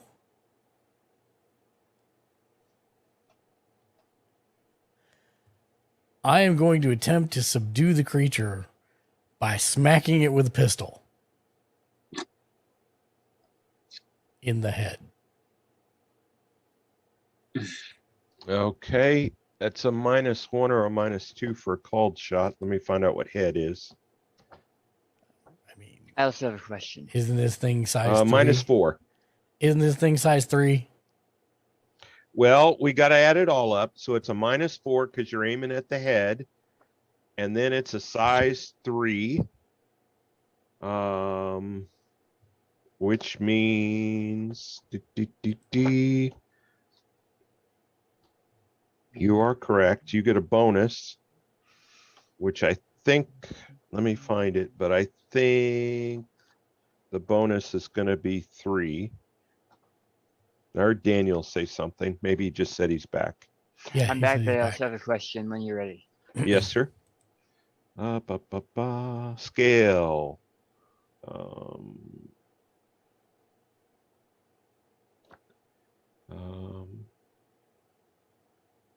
Oh, this is weird the way they do that. No, it's a size 3, which is you don't get a scale modifier till a size 4. Okay, so it's a giant bat thing, bat werewolf thing. I'm trying to punch it in the head, which is, I guess, Fighting. more difficult. So I don't have fighting. So Well, roll your strength okay, that's not good. and a -4. Yeah. I'll re-roll that. Come on, explosion.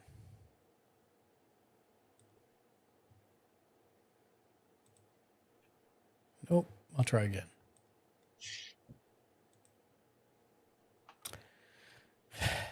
One more time.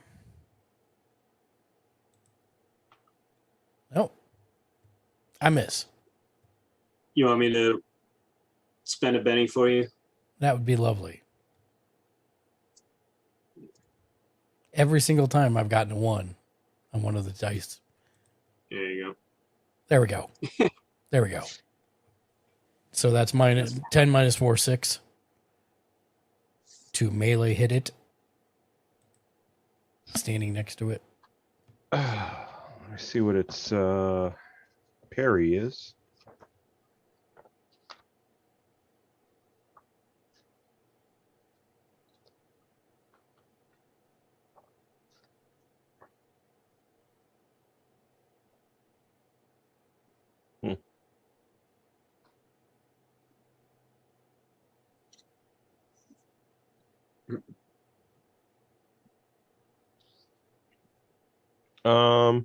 You miss. Oh. It is a parry of 9. That's fine. Daniel and Doug got a Benny as well from chat just now. Thank you. Thank you. Wait, what'd you say? I will say, I think it's the little girl. And that's the end of my turn.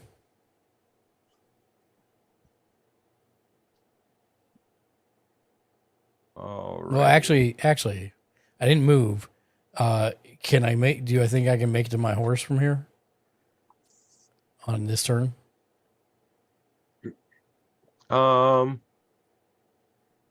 Yes.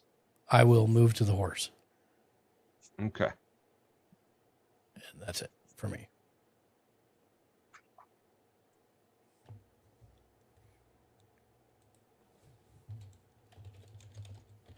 And I did shuffle the deck.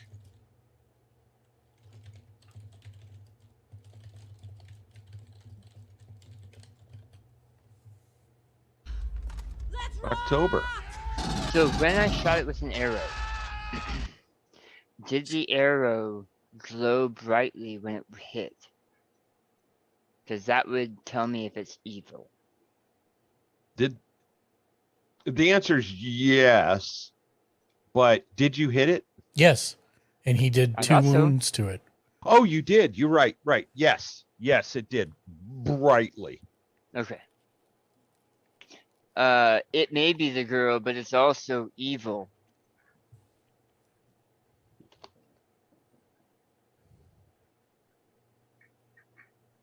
And he's gonna shoot it again. This is gonna take a real dark turn, John. Mm-hmm. If you're making like the second to the last game.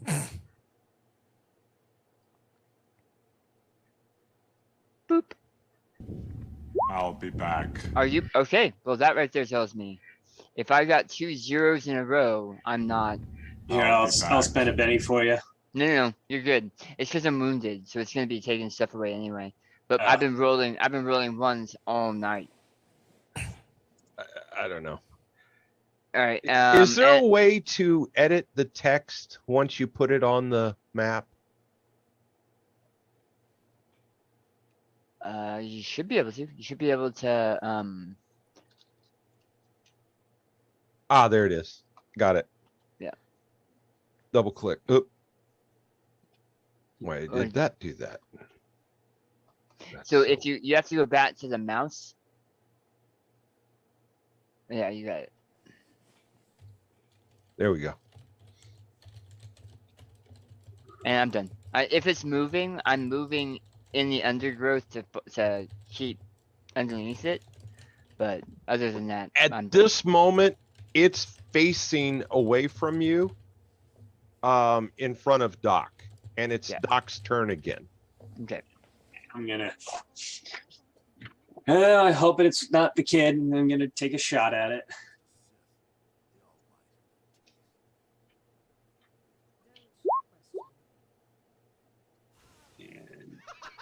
You hit, but no raise.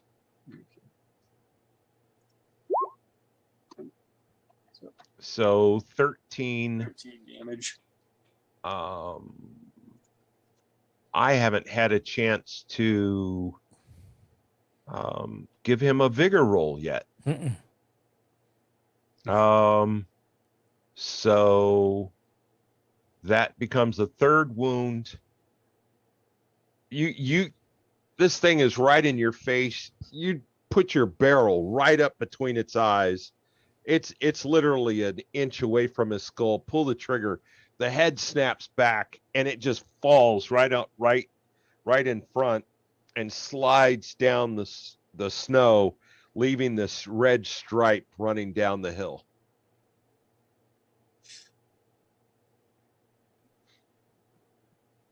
Please don't turn into a little girl. And it does not change shape. Okay, good.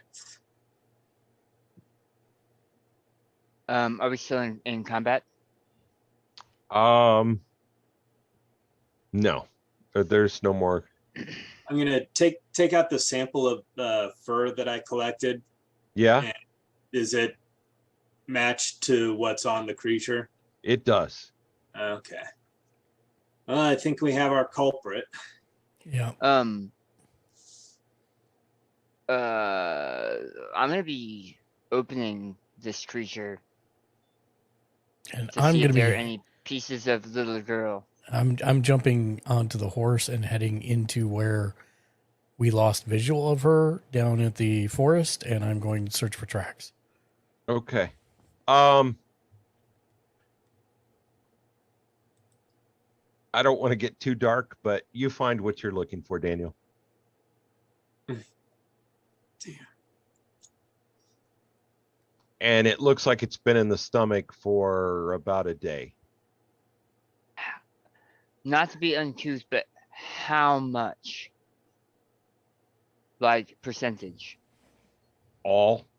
Okay, I'm gonna take that and I'm going to beg for a GM approval for me to be able to use this and have it not cost me power points.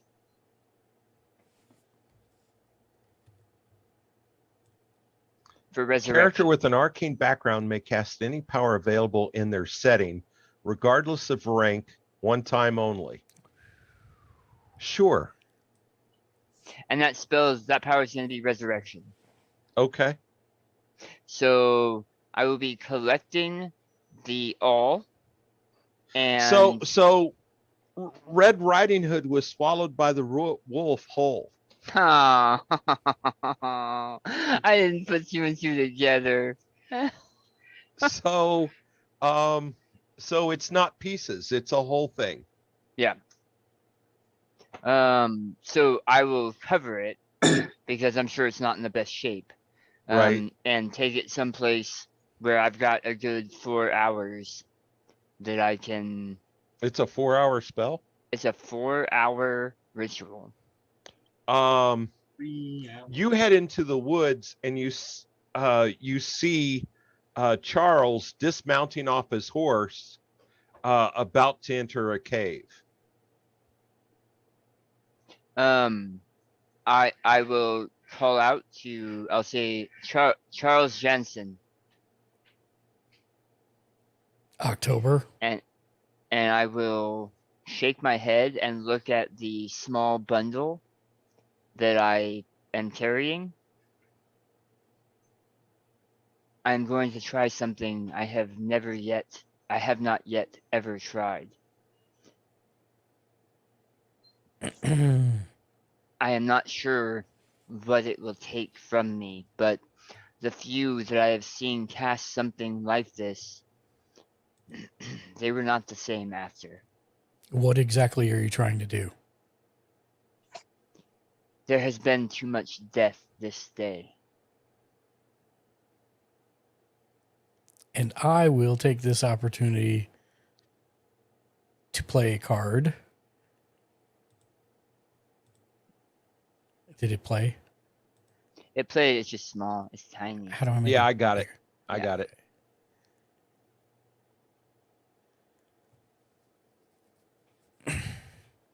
Your hero finds a friend or acquaintance who helps him in his current situation.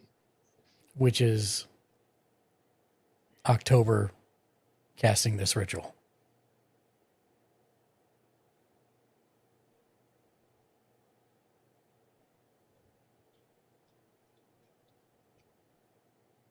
So you're not changing anything?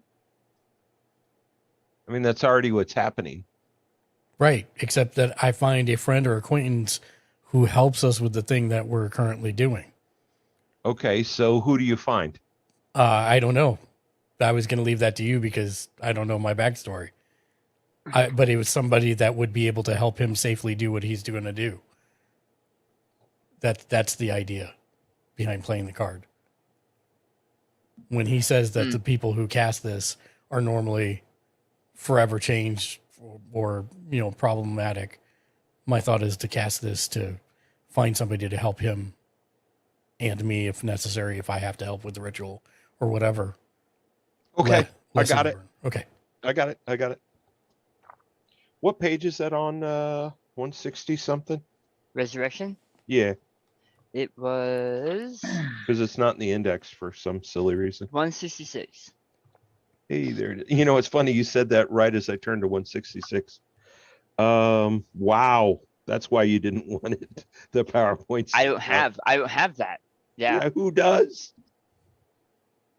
Oh.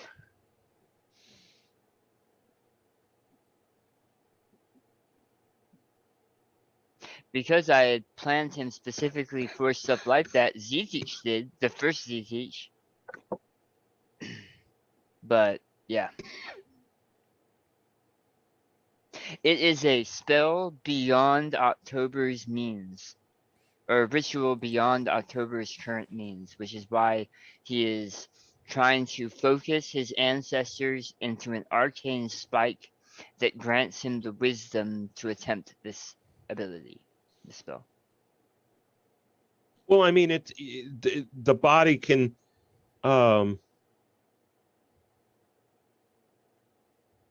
reasonably complete corpse, no more than a year old, you have the whole corpse a day old, right? So I mean, Right. as far as the bits and pieces, you have all the stuff. Right. Where is the 4 hours? So meditates, chants, otherwise concentrates on mending the body and pulling the spirit back to it for 4 hours. Like it takes. Oh, the there it is. ritual I see. takes 4 hours. The duration is instant because once the ritual is completed, they are back, whether they're back with wounds or back just stunned or whatever, So, exhausted. are you still required to make the D8 or the spirit roll?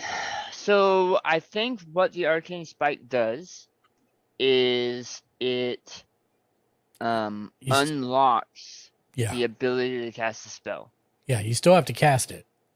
I think it puts it in my list. I was begging the GM to allow me to not spend power points on it or spend my power points, all that I have left. Yeah, we're going to ignore the PowerPoints because this is too awesome. And by the way, I gave you a Benny for the what you're doing, by the way, because I thought it was awesome. The way I'm rolling, I'll probably need it.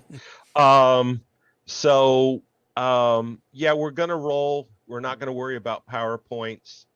I'm actually going to attempt to. I'll say, "Hey Doc, can you look at this?" And I point to my bruised leg that's like kind of swollen.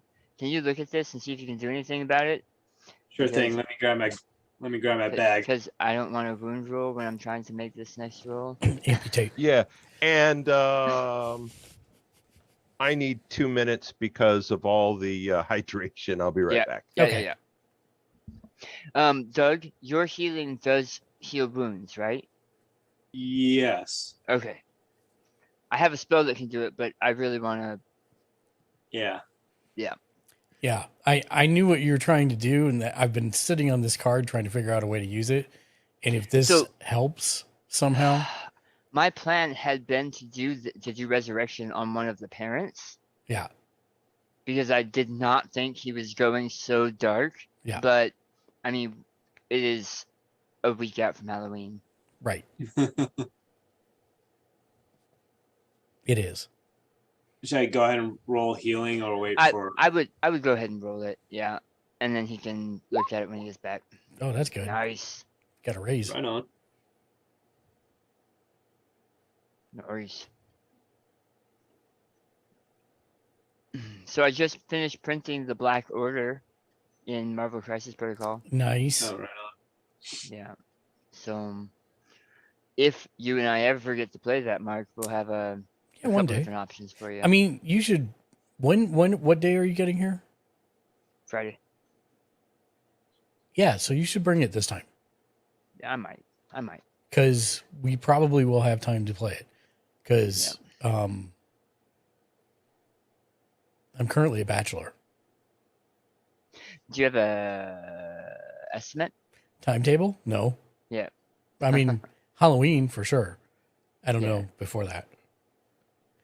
So, yeah. So Japanese. Yeah, 100%. Well, yes. We'll make it work. I will have my car back by then. We will make that happen, yes. Well, I mean, even if you didn't, I have my car. No. Not just Japanese, but also that new shabu shabu place I was telling you about. Didn't I tell you about that? You had mentioned it. Yeah. Okay. But yes, 100%. And yeah, I figured this could be a very interesting card to play right now because A, maybe it'll help UCC, but also B, it might push story. So we'll see. Mm-hmm. I'm back. Thank you. Welcome back. Mm-hmm. So I rolled healing on October. Great. Fix his wound, and I got an 8. So that's it. Fixes one wound, and you got an 8. And what's a raise do? Gives them the power of 1,000 exploding suns. Of course. Is it a power or is it a skill? It's a skill. Okay. So it's not 162.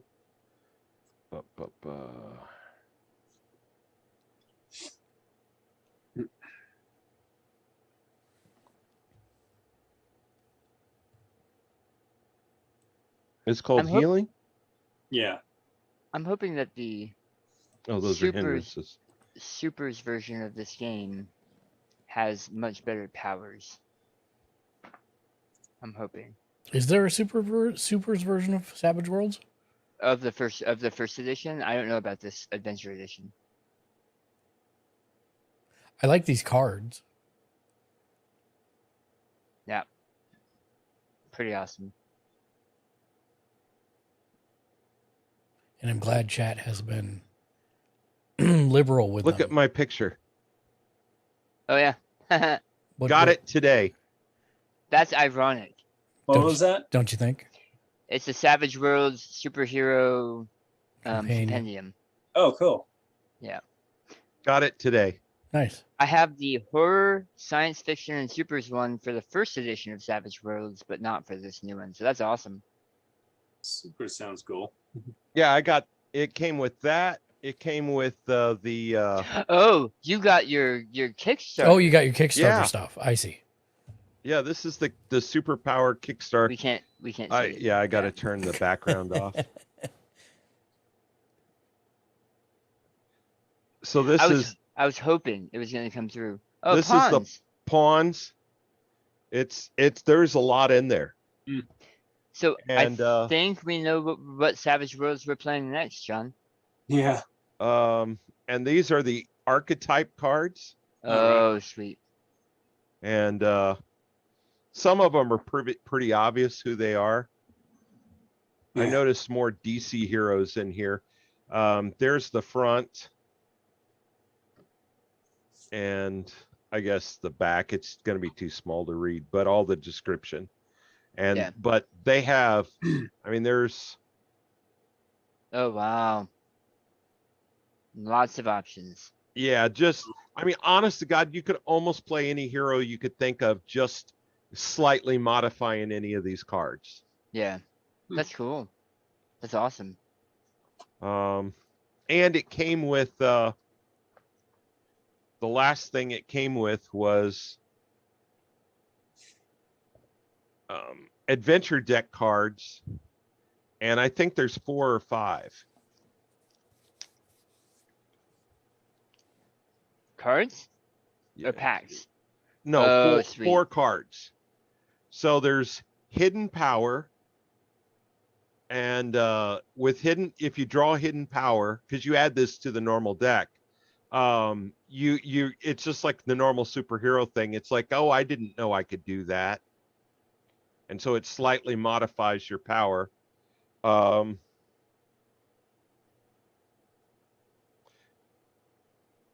This one is, let me see if I can get it in focus. It says the return of, and somebody you thought dead shows up to help you.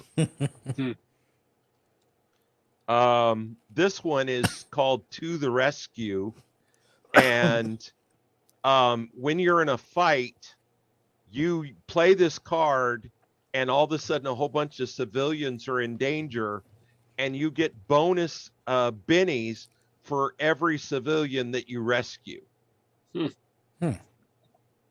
And then this one is called Arch Enemy, and whenever you're in a fight, you declare the person your arch enemy, and it's kind of conviction tokens and complicated superpower stuff. But you just get in a fight with somebody and you declare them your arch enemy. That's awesome. So That sounds like a fun one. yeah. So yeah, they're just 4 cards you add to the normal deck. Cool. And yeah, I'm using them as a bookmark right now.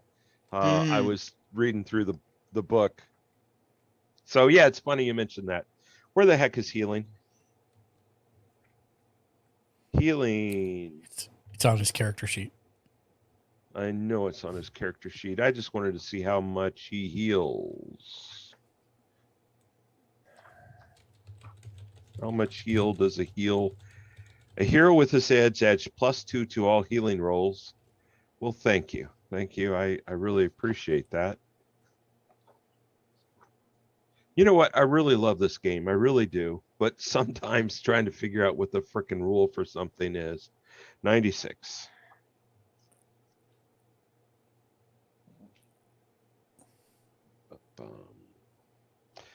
Healing.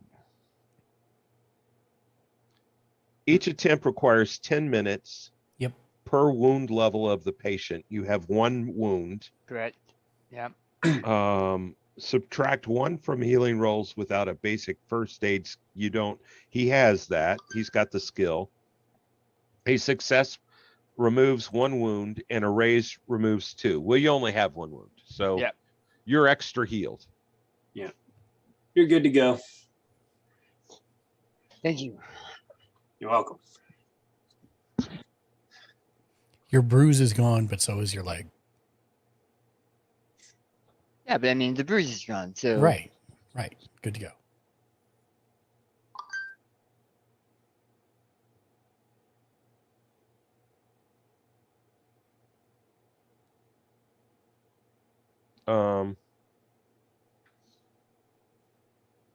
Yes. So, are you going to head into the cave with the child? I'll have them check out the cave first, make sure we're not bringing the child into 4 more of these things. Fair. We'll check out the cave.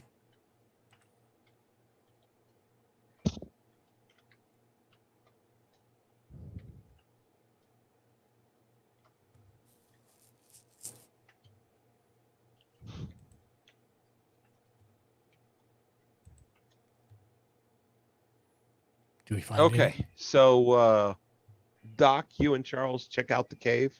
Mm-hmm. It's not a deep cave. It goes back maybe 30, 40 feet. It's just kind of a big hole dug out in the side of the mountain, and it looks fairly fresh. You do find bones in the back on one side, and it looks like a mix of animal and human bones.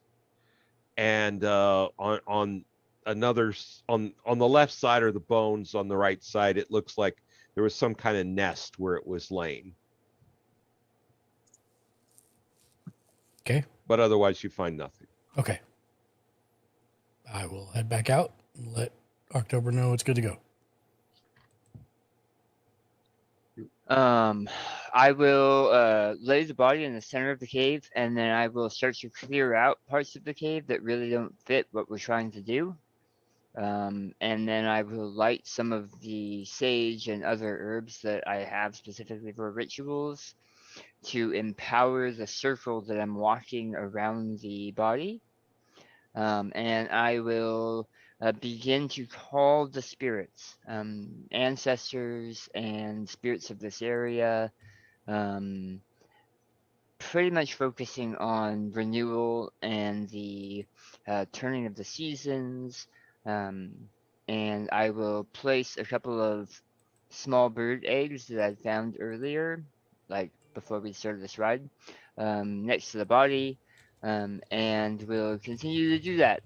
And in between doing my walks around the corpse to build the circle, I will be letting them know that it's going to be a while. The only time I've seen this done, it failed, but it had taken them 5 or 6 hours. Real quick, Doug or Doc, Charles, where are you guys while he's doing this? Well, we're still in the cave, right? Yeah, I'm there. I mean, I'll move if he tells me I need to get out of the way or something. But okay, August and the sergeant are outside the cave with the horses. August is holding the horses. The sergeant is outside on watch. And I'll go out and tell August and the sergeant what's going on and what he's planning on doing. So, yeah, it looks like he's planning on some sort of ritual that can resurrect the girl. So The sergeant looks shaken by that, Yeah. and he says, I don't know. That sounds like, I don't know. That sounds strange to me. Well, it sounds strange to me too, but I suppose it's better than letting the poor girl die the way she did. I reckon. Why don't you make your way back to town and report our findings, and we'll give us about maybe 5 hours, 6 hours. We'll be back. You don't want us to stay here, watch your horses, and be on the lookout? One of you can stay, the other maybe go back to town. August and the sergeant look at each other and then look at you and say, I don't think any of us want to walk back to town alone with things like this out there. If it's all the same to you, we'd rather just stay as a group. All right. That's probably a good idea.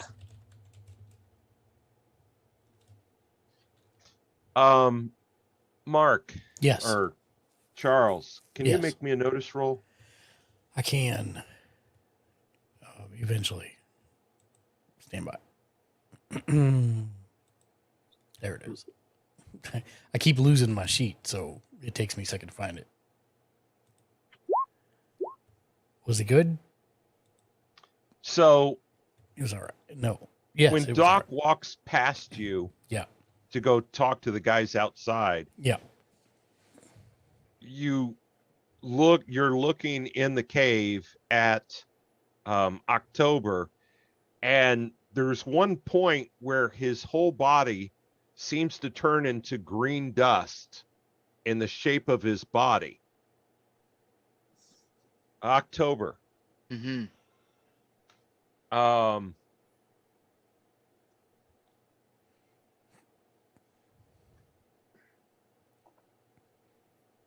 Yeah, my response is, what in tarnation? Out loud, I say. You see to your left, looking at you, is a long, black-haired, built, heavy stock, muscular, shaman, and he says, "Are you sure about this, brother? We will help you, but it will cost." There's been too much death today. We will help you. Do they see him or just me? Just you. Okay. And you're back in the cave, and he's solid again there, Charles. So let me clarify this.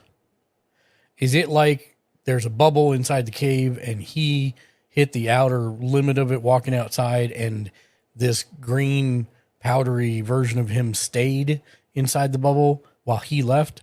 Or he was standing there and he became all 1,000 points of light and then it recoalesced into a full form? I'm not confused. I'm kind of confused. The latter. Okay.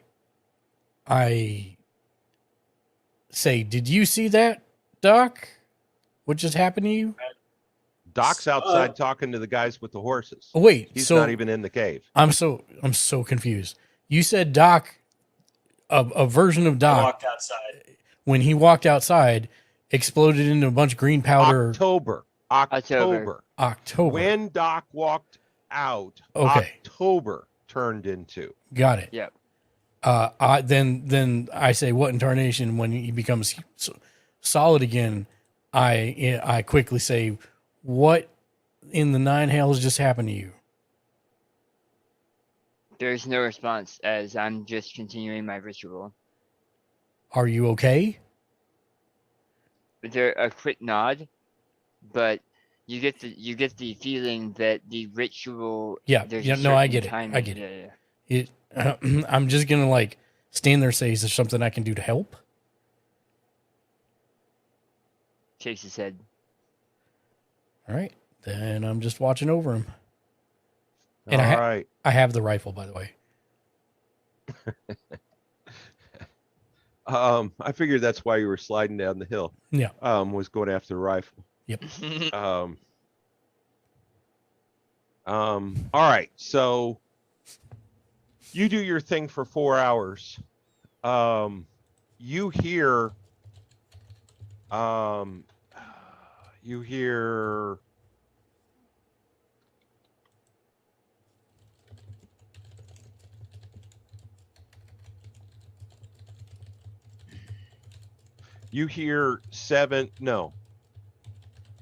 hear 6 voices. Nobody else does. You hear 6 voices along with you as you're doing this for 4 hours. Okay. But I recognize those voices, because a friend or an acquaintance is helping you in your current situation, it's going to be -4, not -8.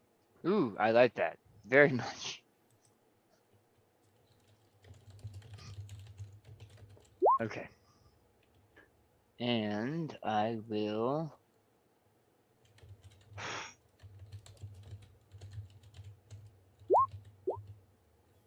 And I will Benny that. And I will Benny that. I'm not a fan of these. I will Benny that. Thank you. It's my last one. So roll well. Doc. I need someone else to roll. Doc. Doc. Hang on, I got you. From I outside. got you. Oh, come on. Isn't that a success though? No, because it's -4. -4. Oh. He's got to get an explosion. So, are you kidding me?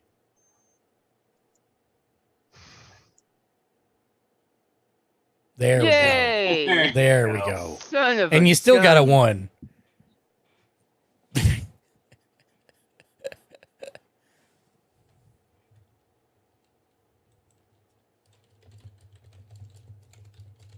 Are you watching this whole time? Are you where are you, Doc? Are you watching or you outside with the I've guys? come back. I mean, it's All right, 4 hours. Yeah. Charles and Doc make notice rolls.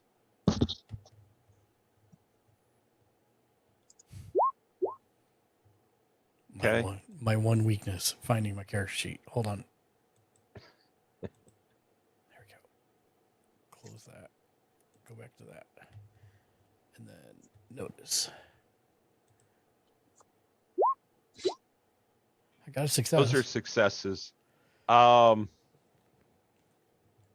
You two aren't sure, but you think towards the end of it, October might have glowed green or something. But it just you were kind of looking away right at that moment. October, you find yourself looking in right at the end.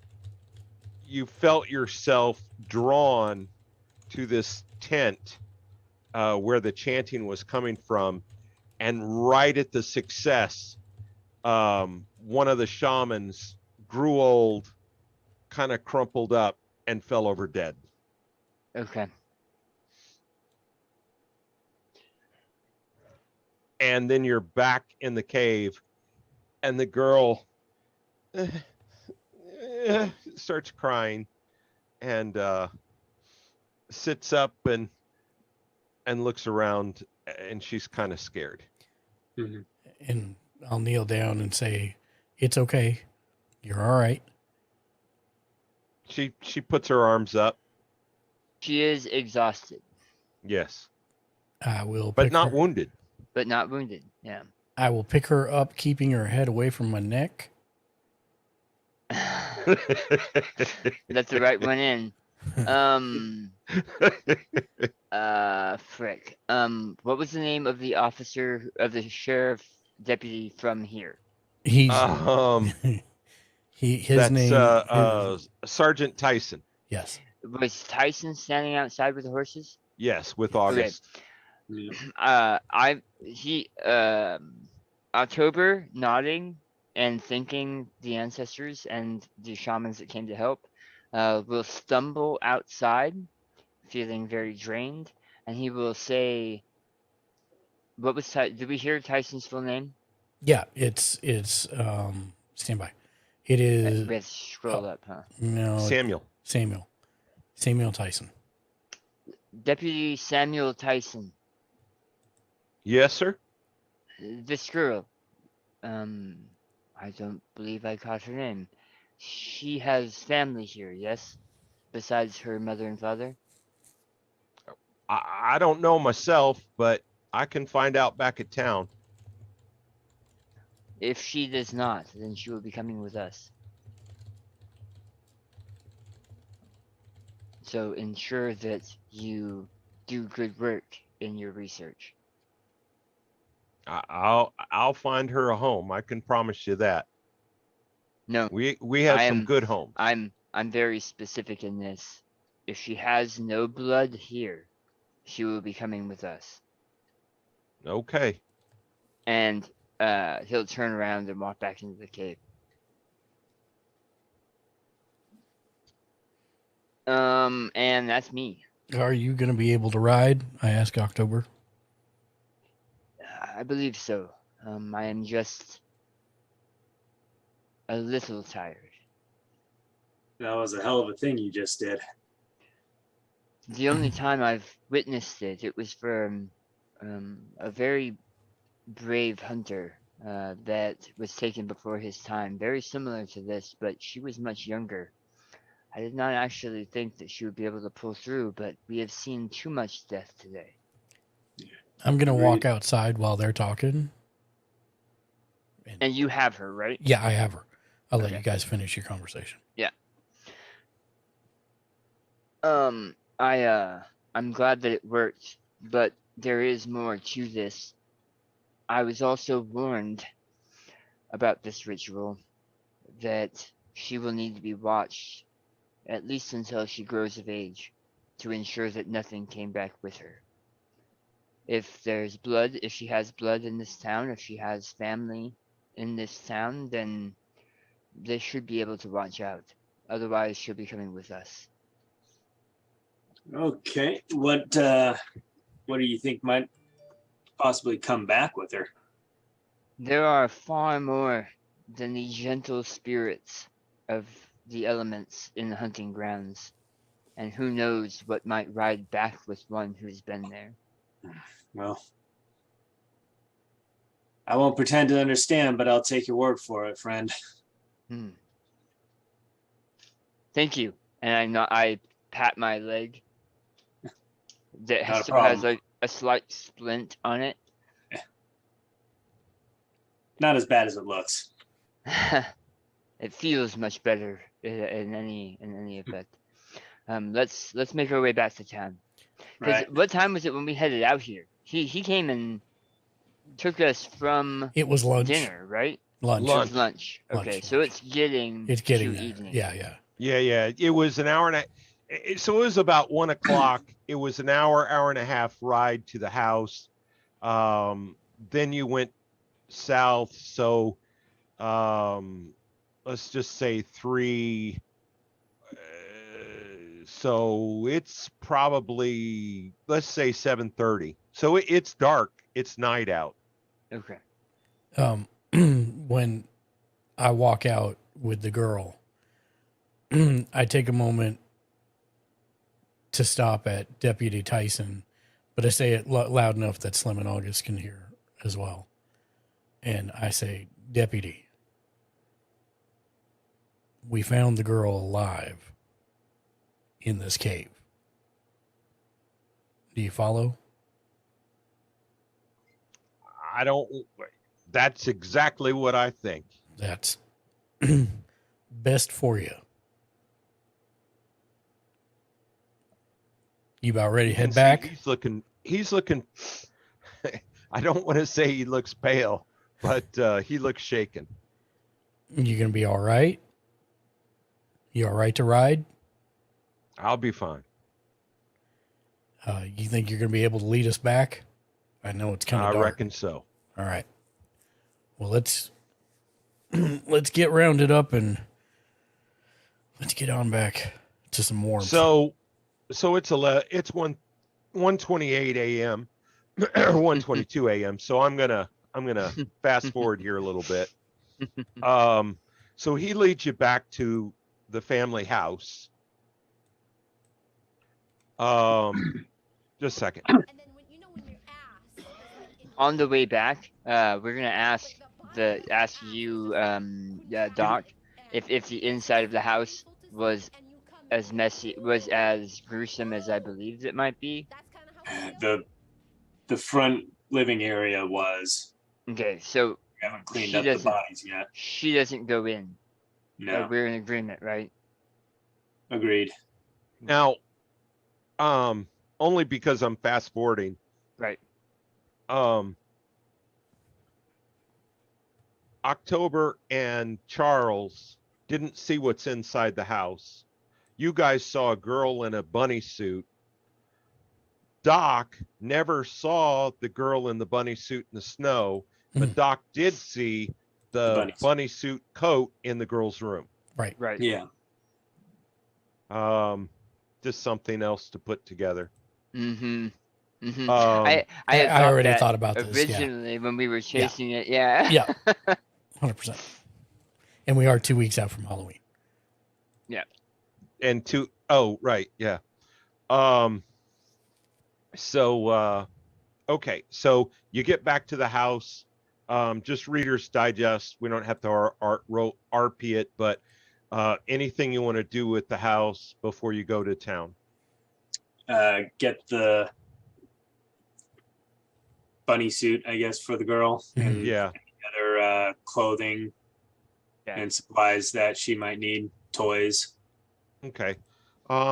They're a poor family. I mean, kids of that era didn't have, a trunk full of toys, but yeah, she's got a doll and a couple other things. And you got a bag, you find a bag in there, you can put all her clothes and her toys and whatnot. And you do that. What about the horses, the cows, the chickens, the whatever? Leave it for now. We'll grab our horses. Okay. You'll let the local authorities take care of the animals? Yeah. Okay, great. Okay, so you guys get back to town. They do the research. There are no relatives. They came from east to settle here. And she's coming with us. Yep. Exactly. The sheriff is going to protest. You guys say marshal business and trump them. And so that's how that goes down. Do we get any support from the deputy? Yeah, the deputy is part. Yes, the deputy does help talk the sheriff into no. I think she needs to go with them. I don't want no zombie girl in our town.